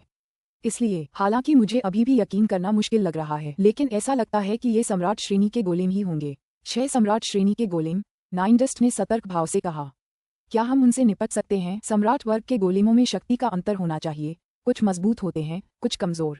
हमें उनसे निपटने में सक्षम होना चाहिए, निंग ने कहा। हर सम्राट श्रेणी के गोलेम का निर्माण बेहद मुश्किल था। अंतहीन प्रदेश तो उन्हें बना भी नहीं सकते थे, क्योंकि केवल चौथे चरण के डाउनलॉड गोलेम ही क्षम्य थे। इस प्रकार हर सम्राट श्रेणी के गोलेम की अपनी अनूठी विशेषताएं थीं। उन सभी के शरीर अजेय थे और अपने निर्माताओं की इच्छा के अनुसार वे अक्सर कुछ निश्चित आक्रमण भी जानते थे। एक साथ 6 गोलेमों से लड़ने के विचार से निंग भी घबरा गया। अगर वह अभी भी सिर्फ सर्वोच्च डाउनलॉड स्तर पर होता तो शायद वह और भी ज्यादा घबरा जाता। हालांकि नॉर्थबो तलवारों और हाथस्वॉर्ड कला ने निंग को 8 पवित्र नगरों के स्वामियों के स्तर के करीब पहुंचा दिया था, इसलिए उसे अभी भी अपनी जीत की संभावना काफी अच्छी लग रही थी। उनके साथ क्या हो रहा है? उन दोनों, उनके साथ कुछ गड़बड़ लग रही है। तियानेलो, माजी और अन्य सभी ने निंग और नाइन डस्ट के चेहरों पर उदासी देखी, जो कुछ देर पहले तक काफी शांत दिखाई दे रहे थे। तियानेलो ने सिर हिलाया और आह भरी, तीनों महान कुलों में से किसी से भी निपटना आसान नहीं है। इतिहास के आरंभिक अभिलेखों से ही तीनों महान कुलों ने हमेशा मिलकर हमारे ग्रह पर शासन किया है। कोई भी उन्हें कभी चुनौती नहीं दे पाया।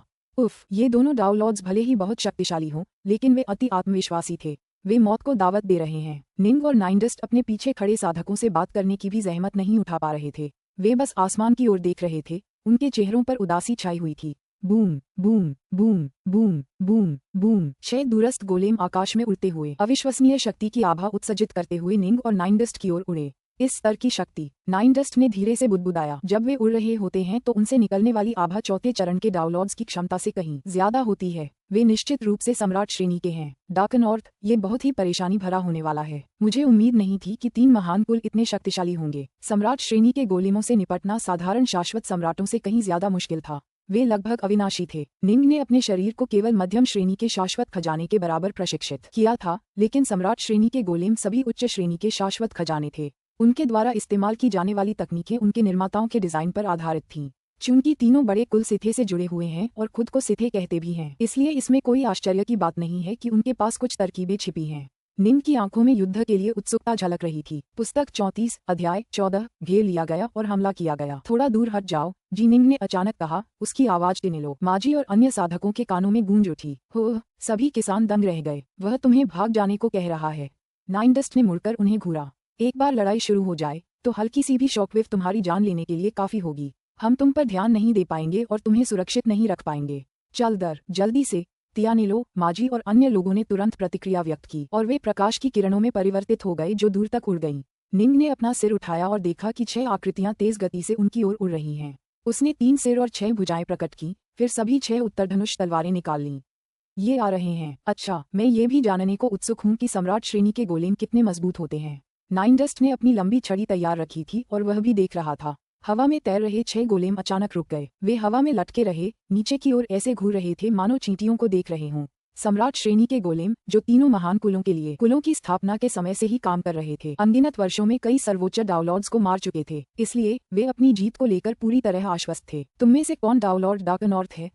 तलवारबाज गोलेम ने नीचे देखा। 6 गोलेमों में से सिर्फ यही एक था जिसके पास तलवार थी। मैं, निंग ने कहा, तुमने वाकई 3 महान कुलों को चुनौती देने की हिम्मत की। बेचारे, क्या तुम्हें अंदाजा भी है कि वे असल में कितने ताकतवर हैं? तुम्हें अपनी सीमाओं का अंदाजा ही नहीं था। तलवारबाज गोलेम ने निंग को सहानुभूति भरी नजरों से देखा, फिर नाइनडस्ट की तरफ देखा। और ये डाउनलॉर्ड तुम्हारे बगल में है, क्या वो तुम्हारे साथ है? अगर वो तुरंत चला जाए तो हम उसे छोड़ सकते हैं, वरना हमें उसका भी सफाया करना होगा। जमीन पर वापस आकर नाइनडस्ट और निंग ने एक दूसरे को देखा और फिर मुस्कुरा दिए। नाइनडस्ट ने ठंडी हंसी के साथ कहा, तुम मुझे मारना चाहते हो? मुझे अपना सबसे अच्छा शॉट दो और दिखाओ कि तुम्हारे पास क्या है। मैं तुम्हें इससे बाहर निकलने का रास्ता बताना चाहता था। अच्छा, ठीक है, अगर तुम यही चुनते हो। तलवारबाज गोलेम ने आह भरी और अपना सिर हिलाया, फिर ठंडी आवाज में बोला, चलो उन्हें मार डालते हैं। भाइयों, आक्रमण करना, मुझे पहले जाने दो। 6 गोलेम एक साथ आगे बढ़े। हालांकि निंग ने एक ठंडी सिसकारी भरी। धमाका! इस पूरे ग्रह को ढकने वाला हृदयलोक प्रक्षेपण तुरंत सिकुड़कर केवल 10 लाख किलोमीटर के क्षेत्र में सिमट गया, जिससे उसकी शक्ति आसमान छूने लगी। इसने 6 गोलेमों पर दबाव डाला, जिससे उन सभी के शरीर अकड़ गए। उसी समय निंग ने अपने शरीर से 9 ऊर्जा ड्रैगन को उड़ने दिया, जिससे यिन यांग तलवार क्षेत्र का निर्माण हुआ और उस क्षेत्र का दबाव गोलेमों पर भी पड़ने लगा। कितना शक्तिशाली बंधनकारी मंत्र है। मुझे इतना भारीपन क्यों लग रहा है? हृदय लोक प्रक्षेपण और यिन यांग तलवार क्षेत्र द्वारा एक साथ दबाए जाने के कारण 6 गोलेम मुश्किल से तैर पा रहे थे। उन्हें ऐसा लग रहा था मानो खरबों पहाड़ उन पर टूट पड़े हों और उनका वजन बहुत ज्यादा बढ़ गया हो। ये सम्राट श्रेणी के गोलेम बहुत लंबे समय से मौजूद थे और सर्वोच्च डाउनलॉर्ड्स और हार्टफोर्स कल्टीवेटर्स दोनों का सामना कर चुके थे। हालांकि स्थानीय सर्वोच्च डाउनलॉर्ड्स हमेशा इस अपेक्षाकृत छोटे क्षेत्र तक ही सीमित रहे थे। उनके लिए वास्तव में शक्तिशाली गुप्त कलाएं बनाने के लिए आवश्यक सामग्री ढूंढने का कोई रास्ता नहीं था। इस प्रकार निंग की 9 नवीनता कलाओं और उसके हृदय लोक प्रक्षेपण के संयोजन ने सम्राट श्रेणी के गोलेमों के लिए अब तक के सबसे शक्तिशाली बंधनों का निर्माण किया। भारी 6 गोलेम ने एक दूसरे को देखा। उसे मार डालो, एक गोलेम ने आगे बढ़ते हुए चिल्लाया। फट! आसमान में एक सुनहरी बिजली चमकी और अचानक निंग के सामने प्रकट हुई। निंग भी हैरान था, ये हमला अविश्वसनीय रूप से तेज था। इस सुनहरी बिजली की गति प्रकाश की गति के 100 गुना की सामान्य सीमा को पूरी तरह से पार कर गई थी और लगभग तुरंत ही निंग के सामने प्रकट हो गई। सुनहरी बिजली की इस चमक के भीतर एक तेज कृपाण अतुलनीय गति और क्रूरता के साथ सीधे निंग की ओर बढ़ता हुआ दिखाई दे रहा था। चलो भागो! निंग जरा भी पीछे नहीं हटा। धुंध से बनी तलवार की ऊर्जा की एक धार कृपाण से टकराए। धमाका! सुनहरी बिजली पीछे की ओर उड़ गई और दूर एक मानवाकार आकृति में बदल गई। उस जीव ने सुनहरे कवच पहने हुए थे और उसकी आंखें हरे रंग की थीं। ये 6 गोलेम में से बिजली गोलेम था। निंग ने बिजली के गोलेम की तरफ देखा। टक्कर को देखते हुए बिजली का गोलाम लगभग सामान्य सर्वोच्च डाउनलॉर्ड्स के बराबर था। इसकी मुख्य शक्ति इसकी गति थी। निंग की अपनी तलवारबाजी भी अविश्वसनीय रूप से तेज थी, जिससे वह इस गोलेम को कुचल सका। कदम! आक्रमण करना, उसे मारने के लिए सेना में शामिल हो जाओ। अन्य गोलेम भी हमला करने लगे। धमाका! आग की एक भयानक लपटें उठी, फिर एक जलते हुए सांप में बदल गईं जो निंग की ओर रेंगने लगा। उसने अचानक अपना मुंह खोला मानो फुफकारने वाला हो और एक काला कोड़ा कुंडल मारते हुए सीधे निंग की ओर बढ़ा। एक ज्वाला गोलेम। निंग ने अपनी ओमेगा स्वॉर्ड दाव ब्लड ड्रॉप का फिर से इस्तेमाल किया। उसकी तलवार इतनी तेज थी कि दुश्मन की तकनीकों को हराना काफी आसान था, जब तक कि हमलों में बहुत ज्यादा शक्ति न हो। ये स्पष्ट था कि ज्वाला गोलेम का चाबुक वार किसी सर्वोच्च डाउनलॉर्ड के वार के बराबर ही था और इसलिए निंग की धुंध रूपी तलवार की ऊर्जा उसे आसानी से तितर बितर कर सकती थी। बिजली के गोलेम और ज्वाला के गोलेम के अलावा एक अजीब धुंध का गोलाम भी था जो हृदय बल या ईश्वर बोध के जरिए पता लगाने में बाधा डाल सकता था। सौभाग्य से निंग के हृदय लोक प्रक्षेपण और 9 नवीनता कलाओं पर कोई असर नहीं पड़ा। इस दुनिया के सर्वोच्च डाउनलॉर्ड्स के पास शायद ही कभी शक्तिशाली गुप्त कलाएं या हृदय लोक प्रक्षेपण होते थे और इसलिए एक बार जब धुंध उन्हें घेर लेती तो वे यह नहीं देख पाते कि उनके आसपास क्या हो रहा है। परिणामस्वरूप वे आसानी से पराजित और मारे जा सकते थे। एक बेहद घातक 8 भुजाओं वाला चाकू वाला गोलेम भी था। चाकू वाले गोलेम की 8 भुजाएं थीं और उसकी हर भुजा एक घातक चाकू जैसी थी। युद्ध में वह तेज और उग्र था और हर चाकू वाला गोला बेहद अप्रत्याशित तरीके से वार करता था। जब 8 चाकू एक साथ वार करते तो आमने सामने की लड़ाई में नाइनडस्ट भी हमलों से बच नहीं पाता था। हालांकि निंग एक तलवार साधक था जो नजदीकी युद्ध में अविश्वसनीय रूप से कुशल था, जिससे वह 8 भुजाओं वाले चाकू वाले गोलेम को आसानी से हरा देता था। एक बर्बर और दबंग गोलेम भी था जिसकी खाल पत्थर जैसी थी। ये पत्थर का गोला आकार में विशाल था और इसकी 6 भुजाएं थीं, जिनमें से प्रत्येक भुजा मूर्ति की तरह गढ़ी गई थी। इसमें अविश्वसनीय शक्ति और शक्तिशाली सुरक्षा क्षमता थी और यह निंग के ओमेगा स्वॉर्ड दाव ब्लड ड्रॉप का बिना पीछे हटे सामना कर सकता था। इसकी 6 भुजाएं विशाल गदाओं की तरह टूटती थीं और यह शारीरिक रूप से सबसे शक्तिशाली गोलेम था। फिर भी निंग ओमेगा स्वॉर्ड दाव हेवन ब्रेकर का इस्तेमाल करने में सक्षम था। अब जबकि उसकी उत्तरी धनुष तलवारों ने उस गहरे आग वाले काले पत्थर को इतना अवशोषित कर लिया था, इस रुख की शक्ति एक नए और चौंकाने वाले स्तर पर पहुंच गई थी, जिससे वह पत्थर के गोलेम को भी सीधे तौर पर हरा सकता था। आखिरी गोलेम समूह का नेता था तलवारबाज गोलेम। तलवारबाज गोलेम अपनी तलवारबाजी का इस्तेमाल करते हुए एक विशाल तलवार के टुकड़े में बदल गया। तलवार बेहद भयानक शक्ति से आसमान को चीरती हुई निकल रही थी और यह निंग का सबसे खतरनाक हमला था। इतना सब कुछ होने के बावजूद निंग के ओमेगा स्वॉर्ड दाव ब्लड ड्रॉप ने इसे नाकाम कर दिया। दोनों पक्षों के बीच शक्ति का अंतर साफ दिखाई दे रहा था।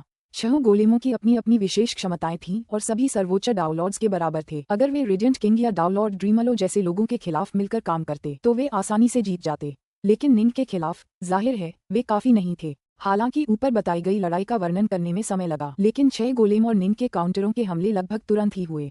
निंग ने उन सभी पर वार किया और उन्हें हरा दिया। डाउनलॉर्ड डार्कनॉर्थ अब तक हमारे द्वारा सामना किए गए किसी भी अन्य सर्वोच्च डाउनलॉर्ड से कहीं अधिक शक्तिशाली है। भाइयों, उसे हराने के लिए एक साथ हमला करो। तलवारबाज गोलेम ने मन ही मन दूसरों से चिल्लाकर कहा। सेना में शामिल हो। हमेशा की तरह ये सम्राट श्रेणी के गोलेम एक दूसरे से अच्छी तरह परिचित थे और उनके पास एक संयुक्त हमला करने की क्षमता थी। वे लगभग तुरंत ही एक साथ चलने लगे। फुसफुस फुसफुस फुसफुस। सुनहरी रोशनी की एक चमकदार रेखा, एक जलता हुआ सांप और धुंध का एक रिबन एक दूसरे के चारों ओर लिपटे हुए एक तिरंगी रस्सी का रूप ले रहे थे, जो फिर निंग की ओर घूम रही थी। निंडस्ट पानी के एक विशाल समुद्र में बदल गया, जिसका गोलेम कुछ भी नहीं कर पा रहे थे।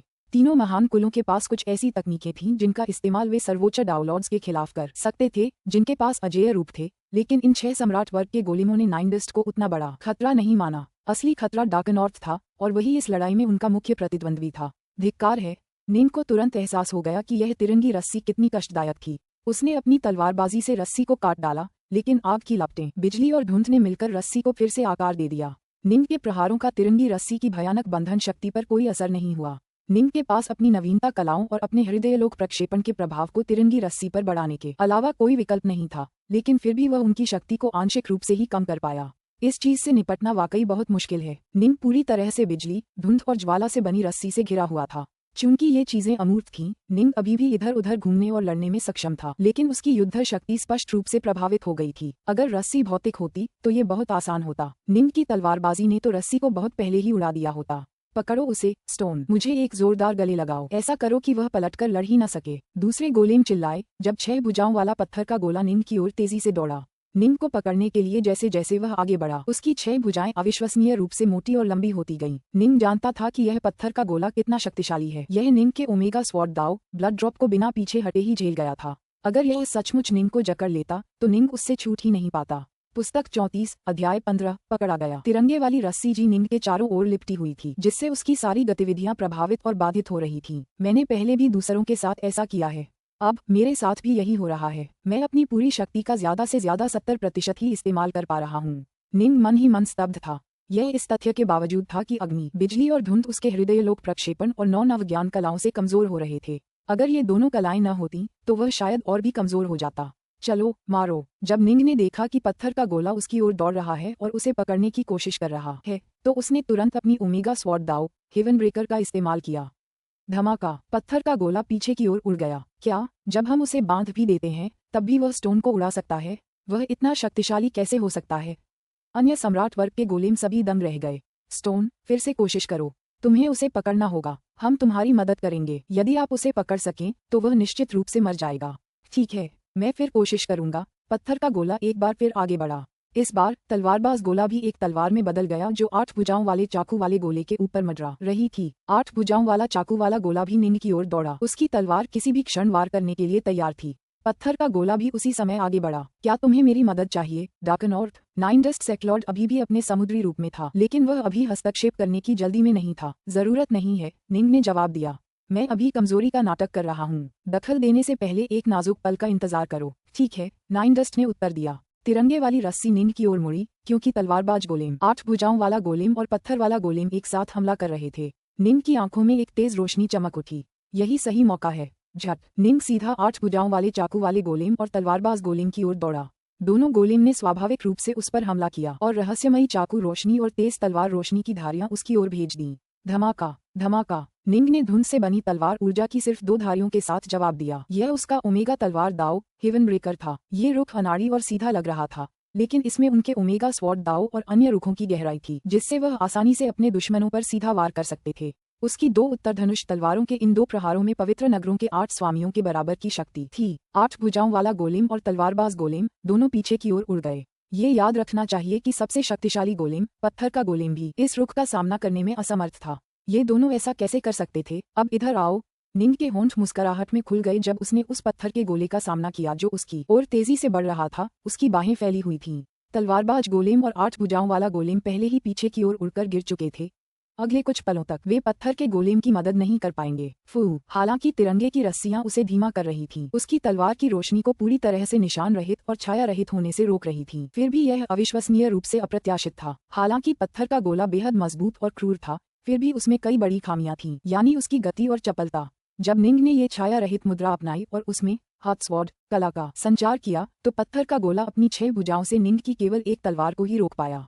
वह बाकी तलवारों का सामना करने में असमर्थ था। स्विश। उत्तरी धनुष की तलवारें तेजी से पत्थर के गोलेम के चारों ओर एक नर्म रस्सी की तरह लिपटने लगीं और उसके चारों ओर दर्जनों गांठें बांधने लगीं। नहीं, पत्थर के गोलेम ने गुस्से से दहाड़ लगाई। वह निंग को पकड़ना चाहता था, लेकिन उसे पकड़ लिया गया था। यहाँ आओ। पूरी तरह से बंधा हुआ पत्थर का गोलेम बिल्कुल भी लड़ने में असमर्थ था क्योंकि निंग ने अपनी इच्छाशक्ति भेजी, जिससे गोलेम बलपूर्वक उसकी संपत्ति दुनिया में आ गया। 9 डस्ट। तलवारबाज गोलेम को रोकने के लिए आगे बढ़ो। निंग मुड़ा और अपनी नजर पास में खड़े 8 भुजाओं वाले गोलेम पर केंद्रित की जो एक बार फिर उस पर हमला करने की कोशिश कर रहा था। ठीक है, 9 डस्ट भी उत्साहित था। हालांकि बाकी 5 सम्राट श्रेणी के गोलेम घबरा गए। निंग की उनसे शुरुआती मुठभेड़ें कुछ और नहीं बल्कि ये थी कि उसे गोलेम की कुशलता समझने में मदद करने के लिए डिजाइन की गई जांच पड़तालें थीं ताकि वह एक उचित युद्ध योजना तैयार कर सके। शुरुआती मुठभेड़ों से उसे समझ आ गया था कि फ्लेम गोलेम, लाइटनिंग गोलेम और मिस्ट गोलेम, इन सभी में अभेद्य रूपों जैसी क्षमताएं थीं। वह उनका कुछ भी नहीं कर सकता था। इसलिए निंग ने अपना ध्यान बाकी 3 गोलेमों की ओर लगाया। पत्थर का गोला सबसे मजबूत और सबसे क्रूर लग रहा था, लेकिन उसकी खामियां भी सबसे ज्यादा साफ दिखाई दे रही थीं। आखिरकार उससे निपटना सबसे आसान था। अच्छा नहीं है, स्टोन को पकड़ लिया गया है। ये डाउलॉर्ड बहुत शक्तिशाली है। मास्टर हमें तुरंत पीछे हटने का आदेश देते हैं। मास्टर ने पीछे हटने का आदेश दिया है। निकालना। तीनों कुलों के सरदारों को तुरंत खबर मिली कि हालांकि उनके 6 सम्राट वर्ग के गोलेम ने एक साथ मिलकर डाउलॉर्ड डार्कनॉर्थ पर हमला किया था, फिर भी उनमें से एक को बंदी बना लिया गया है। उन्होंने तुरंत पीछे हटने का आदेश जारी कर दिया। तीनों महान कुलों के लिए हर एक सम्राट वर्ग के गोलेम का नुकसान बेहद दर्दनाक था। Swash swash. 8 भुजाओं वाला गोलेम और तलवारबाज गोलेम तुरंत भागने लगे। तुम कहीं नहीं जा रहे हो। निंग का हृदय लोक प्रक्षेपण और 9 नवीनता कलाएं पूरी तरह से 8 भुजाओं वाले गोलेम और तलवारबाज गोलेम को दबाने पर केंद्रित थीं। निंग का पहला निशाना 8 भुजाओं वाला गोलेम था और वह अकेले ही उसकी ओर बढ़ा। दोनों पक्षों की गति धीमी और सीमित होती जा रही थी, लेकिन निंग शुरू से ही 8 भुजाओं वाले गोलेम से तेज था। उनकी शक्ति में अंतर साफ दिखाई दे रहा था। भागो भागो। 8 भुजाओं वाला गोलेम घबरा रहा था। तुम कहीं भाग नहीं रहे हो। निंग ने उसे पकड़ लिया। फिर अपने ओमेगा तलवार दाव शेडोलेस का उपयोग करके एक बार फिर गोलेम के खिलाफ एक अप्रत्याशित तलवार कला हमला शुरू कर दिया। 8 भुजाओं वाला गोलेम स्पष्ट रूप से काफी फुर्तीला था और उसकी 8 भुजाओं ने बचाव के लिए एक रहस्यमयी रक्षात्मक पैटर्न बनाया था। निंग की बात करें तो वह छायाहीन और स्वर्गभंजक मुद्रा के बीच बारी बारी से अभ्यास करता था और कभी कभी अविश्वसनीय रूप से तेज रक्तपात मुद्रा में भी बदल जाता था। बस 3 सांसों के बाद 8 भुजाओं वाले गोलेम की सुरक्षा को भेद दिया गया था। निंग की एक तलवार सीधे 8 भुजाओं वाले गोलेम की कमर के चारों ओर लिपटी हुई थी और उत्तर धनुष तलवार गोलेम के चारों ओर गेंद की तरह लिपटते हुए लंबी और मुलायम हो गई थी। इधर आओ। निंग ने 8 भुजाओं वाले गोलेम को भी अपनी संपत्ति दुनिया में खींच लिया। ऐसा कैसे हो सकता है? ये डाउलॉर्ड इतना शक्तिशाली कैसे हो सकता है? डाउलॉर्ड डार्कनॉर्थ, तुम सचमुच मौत को दावत दे रहे हो। 3 गोलेम, जिनसे तिरंगा रस्सी बनी थी, जोर जोर से चीख रहे थे, लेकिन नजदीकी लड़ाई में वे 8 भुजाओं वाले गोलेम से भी कमजोर थे। निंग को बांधने और धीमा करने के लिए इस्तेमाल किए जाने पर वे काफी असरदार थे, लेकिन एक बार जब वे ऐसा करना बंद कर देते और निंग अपनी पूरी शक्ति का इस्तेमाल कर पाता, तो उनकी हार तेज और पक्की हो जाती। आहा, तुममें से कोई भी बच नहीं रहा। 9 डस्ट तलवारबाज गोलेम से भीषण युद्ध करते हुए पानी के एक समुद्र में बदल गया। गोलेम के चारों ओर पानी कुंडलित हो गया था और 9 डस्ट का ऊपरी शरीर दिखाई दे रहा था क्योंकि वह अपनी लंबी छड़ी से तलवारबाज गोलेम पर अपनी इच्छानुसार प्रहार कर रहा था। चूंकि तलवारबाज गोलेम हृदयलोक प्रक्षेपण और 9 नवीनता कलाओं दोनों से प्रभावित था, इसलिए 9 डस्ट उस पर पूरी तरह से हावी हो गया। उसके पास भागने का कोई मौका नहीं था। नहीं नहीं नहीं, दूर हो जाओ मुझसे। तलवारबाज गोलेम बुरी तरह से संघर्ष कर रहा था, लेकिन 9 डस्ट को झटक नहीं पा रहा था। आखिरकार निंग आ पहुंचा। निंग और 9 डस्ट के साथ लड़ते हुए तलवारबाज गोलेम सचमुच एक ही पल में फंस गया और फिर एस्टेट वर्ल्ड में खींच लिया गया। तीनों तत्व गोलेम्स को एहसास हो गया कि अब वे कुछ नहीं कर सकते। उनके पास तुरंत भागने और पीछे हटने के अलावा कोई विकल्प नहीं था।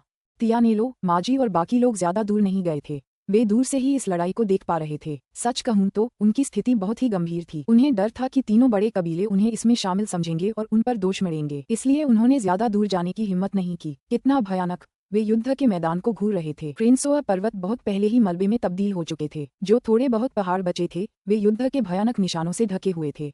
ये सब पहले हुए संघर्षों से उत्पन्न आघात तरंगों के कारण हुआ था। ये याद रखना चाहिए कि यह एक ऐसा ग्रह था जिसे सिथे ने बनाया था और स्टोन एलिफेंट वॉल के भीतर रखा था। ये ग्रह बेहद स्थिर और मजबूत था, लेकिन इस युद्ध की आघात तरंगे ही आसपास के ज्यादातर पहाड़ों को नष्ट करने के लिए काफी थीं। ये तियानिलो और बाकी लोगों को डराने के लिए काफी से भी ज्यादा था। वे दो डाउनलॉर्ड सचमुच जीत गए। वे सचमुच जीत गए। उन्होंने 3 महान कुलों को हरा दिया। तियानिलो, माजी और बाकी लोगों को यकीन ही नहीं हो रहा था।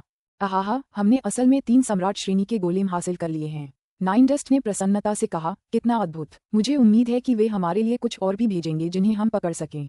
घमंड मत करो। निंग के चेहरे पर गंभीरता थी। हालांकि मेरे पास मेरा हृदय लोक प्रक्षेपण और मेरी 9 नवीनताएं सक्रिय थीं, फिर भी उन 3 गोलेमों द्वारा उत्पन्न प्रतिबंधात्मक प्रभाव मुझे मेरी अधिकतम शक्ति के 70% तक गिराने के लिए पर्याप्त था।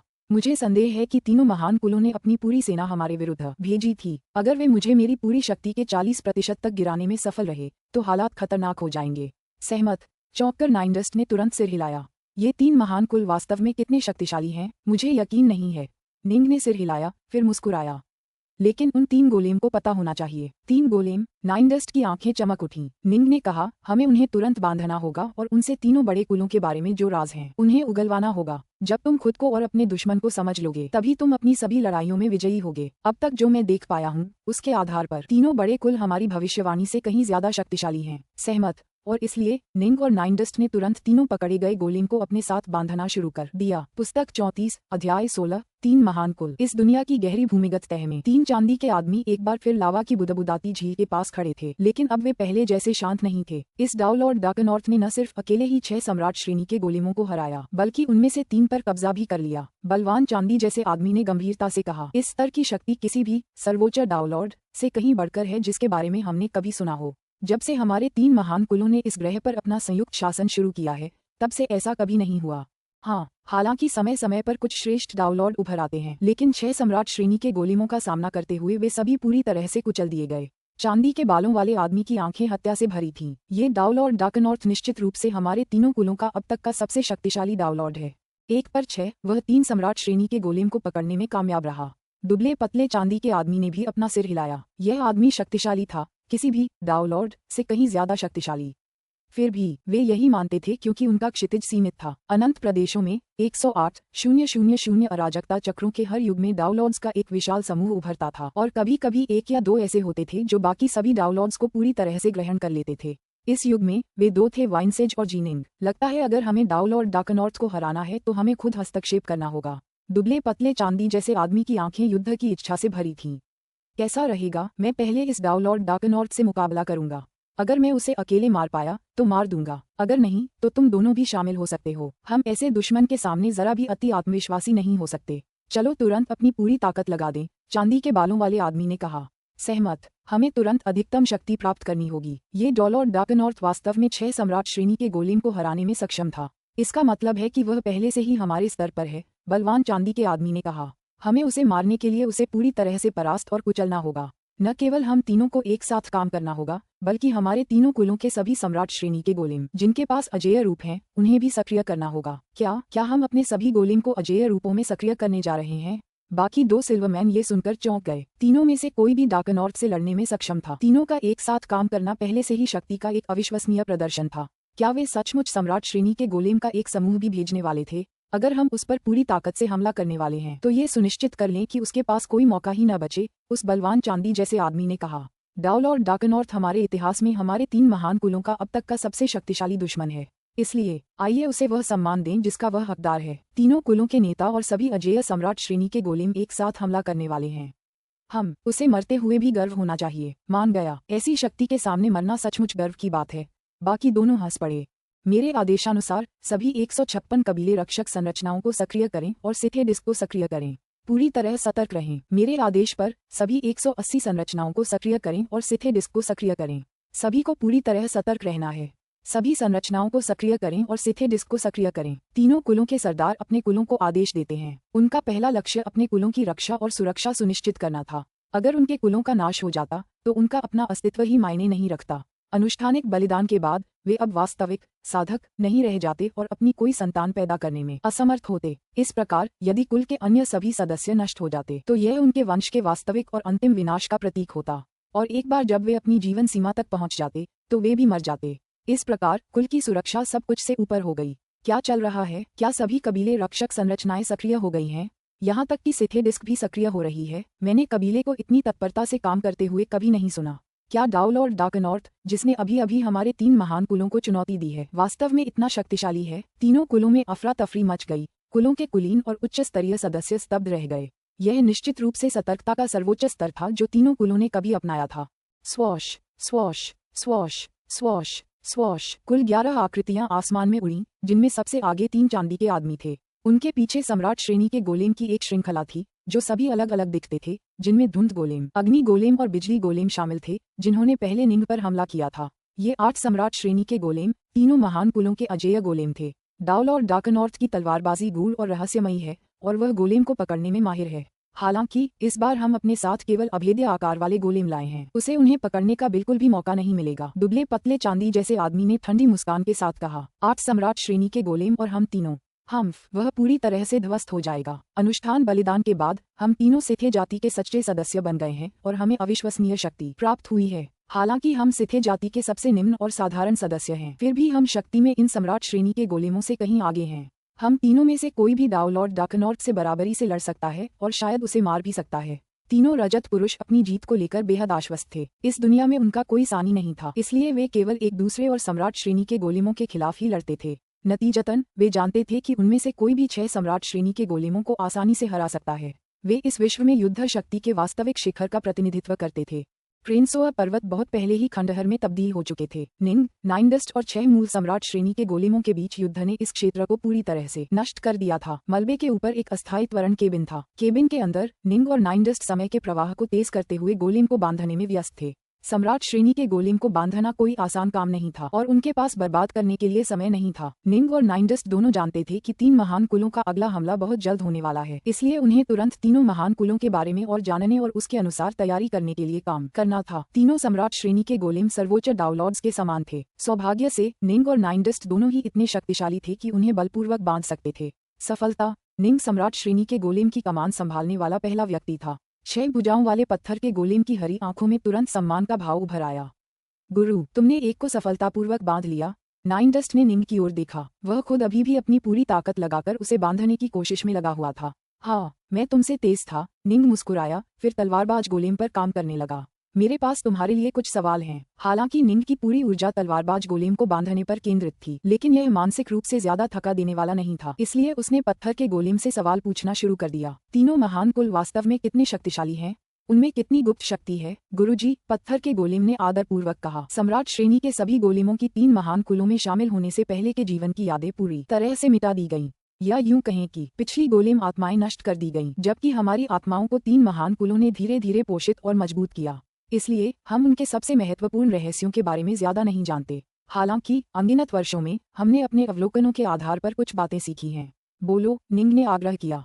ये सम्राट वर्ग के गोलेम 3 बड़े कुलों के साथ बहुत लंबे समय से रहे थे। कुलों में कोई भी उनके जितना लंबे समय तक जीवित नहीं रहा था। हालांकि कुल के कुछ सबसे महत्वपूर्ण रहस्य कभी उजागर नहीं होंगे, फिर भी कुछ निशान कई वर्षों के दौरान अनिवार्य रूप से बाहर आ ही जाएंगे। बहुत समय पहले, 3 महान कुलों के उदय से पहले, ये दुनिया अराजकता की स्थिति में थी। पत्थर के गोलेम ने शुरू किया, लेकिन फिर 3 लोगों ने, जो खुद को सिथे कहते थे, 3 शक्तिशाली कुलों की स्थापना की। वे एक गुप्त स्थान से 1 या 2 सम्राट श्रेणी के गोलेमों को पकड़ने में कामयाब रहे और फिर मूल गोलेम आत्माओं का सफाया कर दिया। हर पीढ़ी में 3 महान कुलों के सबसे शक्तिशाली सदस्य हमेशा वे 3 कुल नेता रहे हैं। हर बार वे सामान्य साधक के रूप में शुरुआत करते हैं, लेकिन एक बार जब वे कुल नेता बन जाते हैं तो वे चांदी के पुरुषों में बदल जाते हैं जिन्हें अकल्पनीय शक्ति प्राप्त होती है। पत्थर के गोलेम ने कहा। और हर बार 3 महान कुल उस गुप्त स्थान से 1 या 2 सम्राट श्रेणी के गोलेम को पकड़ने में सक्षम होते हैं। इस प्रकार अनगिनत वर्षों में तीनों महान कुलों में से प्रत्येक ने कुल मिलाकर कम से कम 5 सम्राट श्रेणी के गोलेम प्राप्त किए हैं। सम्राट श्रेणी के गोलेम ही वे गोले हैं जिनका उपयोग तीनों महान कुल आमतौर पर अपने शत्रुओं को वश में करने के लिए करते हैं, लेकिन उनकी सबसे बड़ी शक्ति स्वयं कुल के नेताओं में निहित है। कुल के सभी नेता अविश्वसनीय रूप से शक्तिशाली हैं और उनमें से प्रत्येक आपके बराबर है गुरु, पत्थर के गोलेम ने कहा। ये सुनकर निंग का चेहरा पीला पड़ गया। क्या तीनों कबीले के नेता अकेले ही 6 सम्राट श्रेणी के गोलेमों को हरा सकते हैं? हाँ, पत्थर के गोलेम ने उत्तर दिया। वे अक्सर हमारे खिलाफ लड़ते हैं और इसलिए हम जानते हैं कि कबीले के नेता कितने शक्तिशाली हैं। ये सुनकर निंग को गहरा सदमा लगा। सुनने में तो यही लग रहा था कि असल में तीनों कुलों को ताकत इन्हीं 3 कुलों के सरदारों ने दी थी। कुलों के सरदारों की आने वाली पीढ़ियां कभी कभी उस रहस्यमयी जगह में घुसकर कुछ सम्राट श्रेणी के गोलेमों को पकड़ लेती थीं, जिससे उन्हें कई सालों में उनका एक बड़ा भंडार जमा करने में मदद मिलती थी। चूंकि इस रहस्यमय स्थान में सम्राट श्रेणी के गोलेम रहते थे, इसलिए निंग को संदेह था कि संभवतः इसमें सिथे के रहस्य छिपे हुए हैं। और यह गुप्त स्थान कहाँ है? निंग ने पूछा। मुझे नहीं पता। हालांकि हम सभी को उस जगह से पकड़ लिया गया था, लेकिन हमारी मूल गोलेम आत्माएं पूरी तरह से नष्ट हो गईं, पत्थर के गोलेम ने कहा।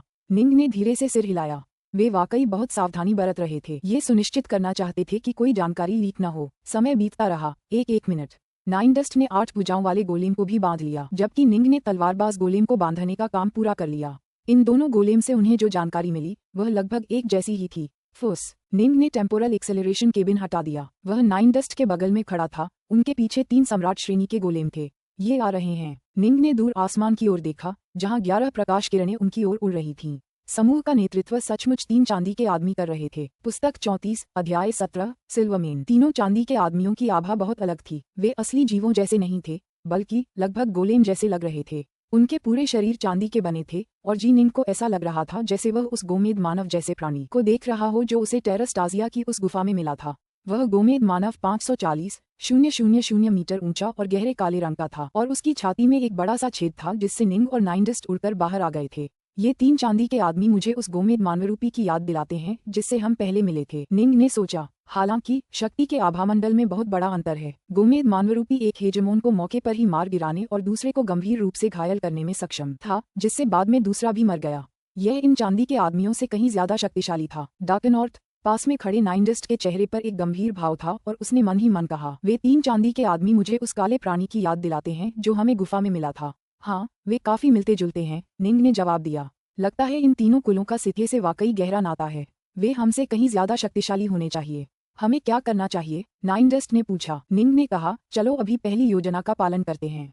धमाका। उसका अद्भुत हृदय बल प्रक्षेपण धड़ाम से नीचे गिरा और अपने साथ अपने भ्रामक पर्वत, नदियां और बीच में चमकता हुआ तलवार पर्वत भी ले आया। विशाल हृदय विश्व प्रक्षेपण ने 3 रजत पुरुषों और 8 सम्राट श्रेणी के गोलेमों पर जोरदार दबाव डाला, जिससे 8 गोलेम तुरंत धीमे हो गए। हालांकि तीनों रजत पुरुष अभी भी प्रकाश की गति से 100 गुना तेज गति से चल पा रहे थे। मेरे हृदय लोक प्रक्षेपण के दबाव से उन तीनों की गति बिल्कुल भी धीमी नहीं हुई। निंग मन ही मन चौंका।